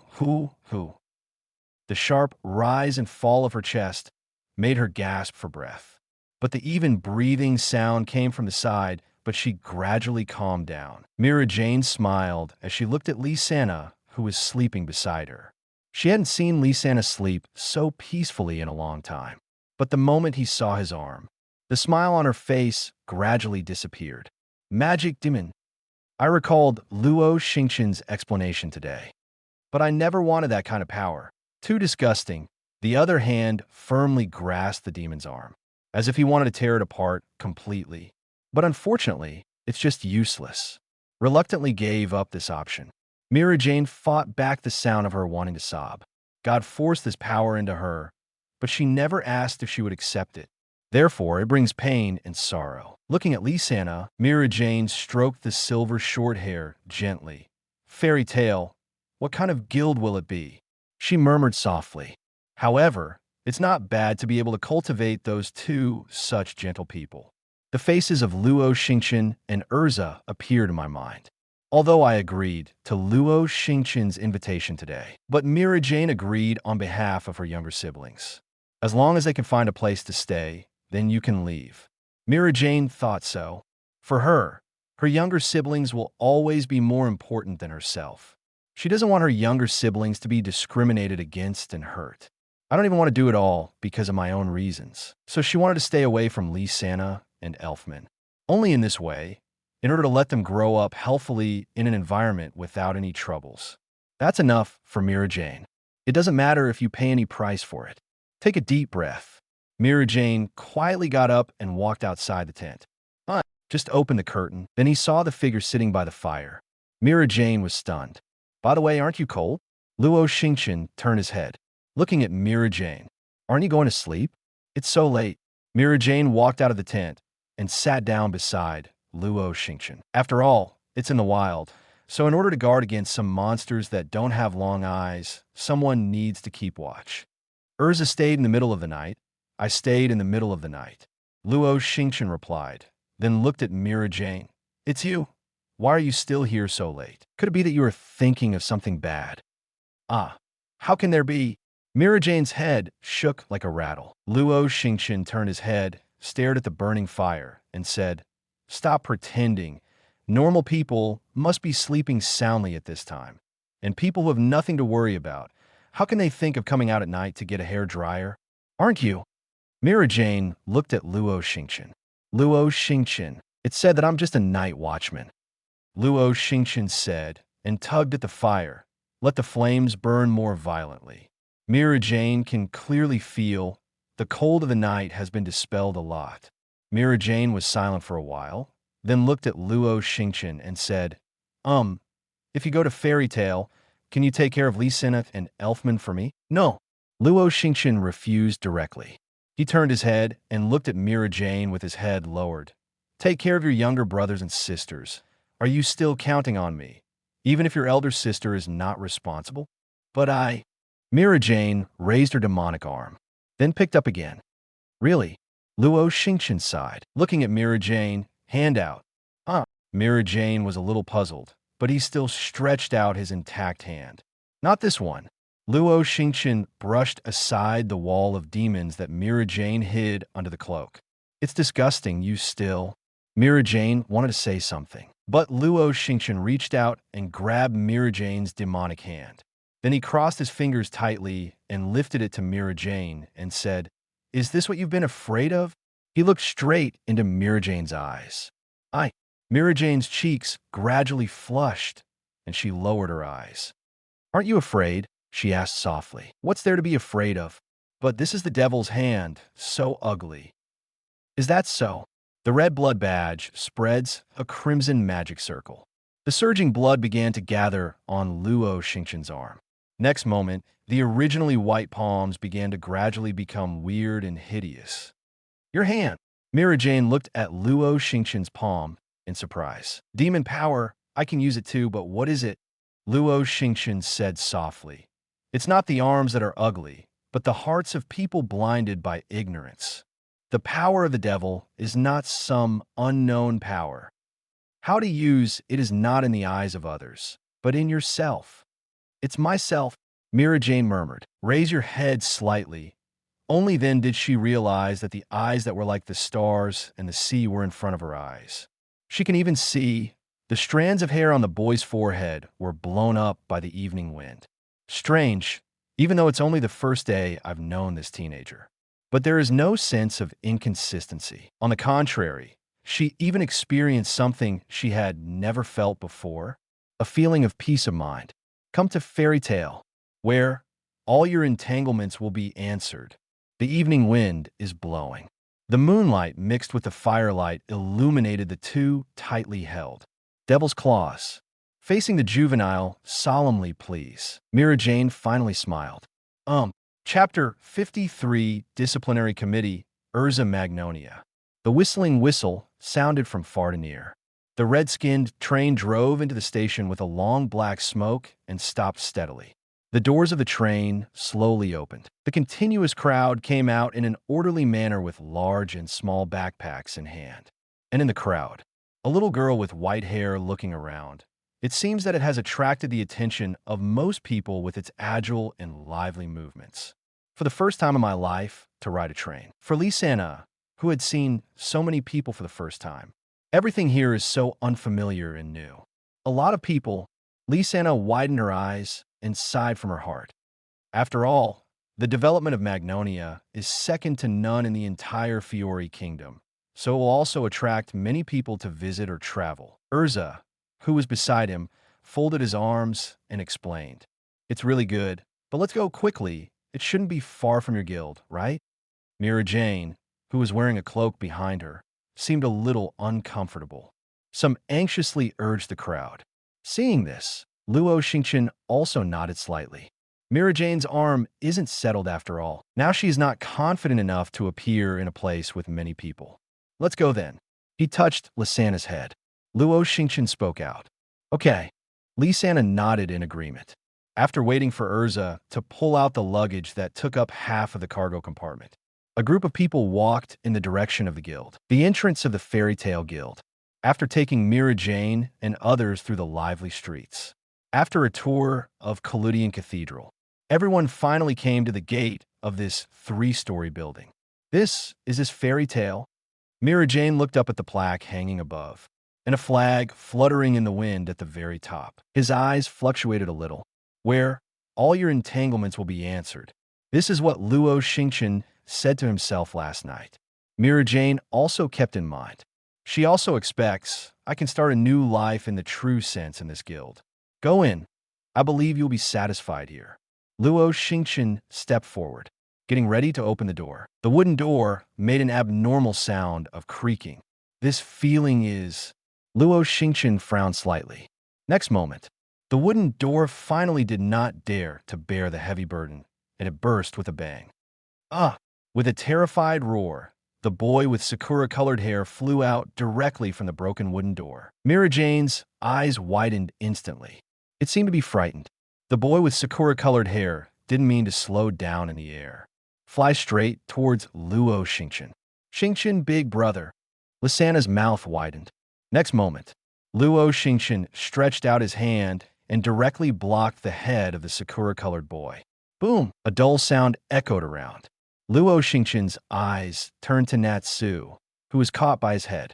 Said, "By the way, your welcome ceremony is very special, Natsu." Ah, the stars. Natsu opened his tightly closed eyes. Seeing Luo Xingchen's chin, he immediately showed a look of surprise. Even the perverted man who had just knocked himself flying didn't care. He struggled and jumped out of Luo Xingchen's hands. "Xingchen, you are finally back. Let's duel." Fire burned in his hands. Natsu excitedly attacked Luo Xingchen. "I'm very tired. I just got back." Luo Xingchen sighed in distress. With a casual punch, it landed on Natsu's body from top to bottom. Suddenly, Natsu rolled his eyes, fell directly to the ground. "Let's go." Luo Xingchen didn't even look at Natsu. Then he greeted a few people behind him and entered the guild. Then, "Is he all right?" Lysana pointed to Natsu, who was on the ground with his eyes rolling in circles, and asked, "Don't worry, within 10 minutes this guy will be alive again." Luo Xingchen in front said, without looking back. Seeing this, Lysana nodded in understanding. Together with Mira Jane and others, they followed Luo Xingchen's pace. Is this fairy tale? This is the second time Mira Jane has asked such a question today. Different from just now, the tone full of hope. This time, Mira Jane's tone was full of suspicion. Look forward. It wasn't the harmony that Mira Jane imagined. The seats and benches even included people all over the place. Shouting, wailing, and laughter were endless. These guys, it's too presumptuous. Urza behind him slammed a punch against the wall beside him. The huge force directly shattered the wall. Mira Jane, who was startled again. No more novels? Take part in the voting. The most requested novels and those with the most likes will be chosen for publication on euroaudiobooks.com. There, I can upload as much as I want without the risk of receiving a strike. Our 18 novels and other content that exceed what is morally acceptable are only published on Patreon or the free novels page. Remember, the site is funded by donations on Ko-fi and Patreon memberships.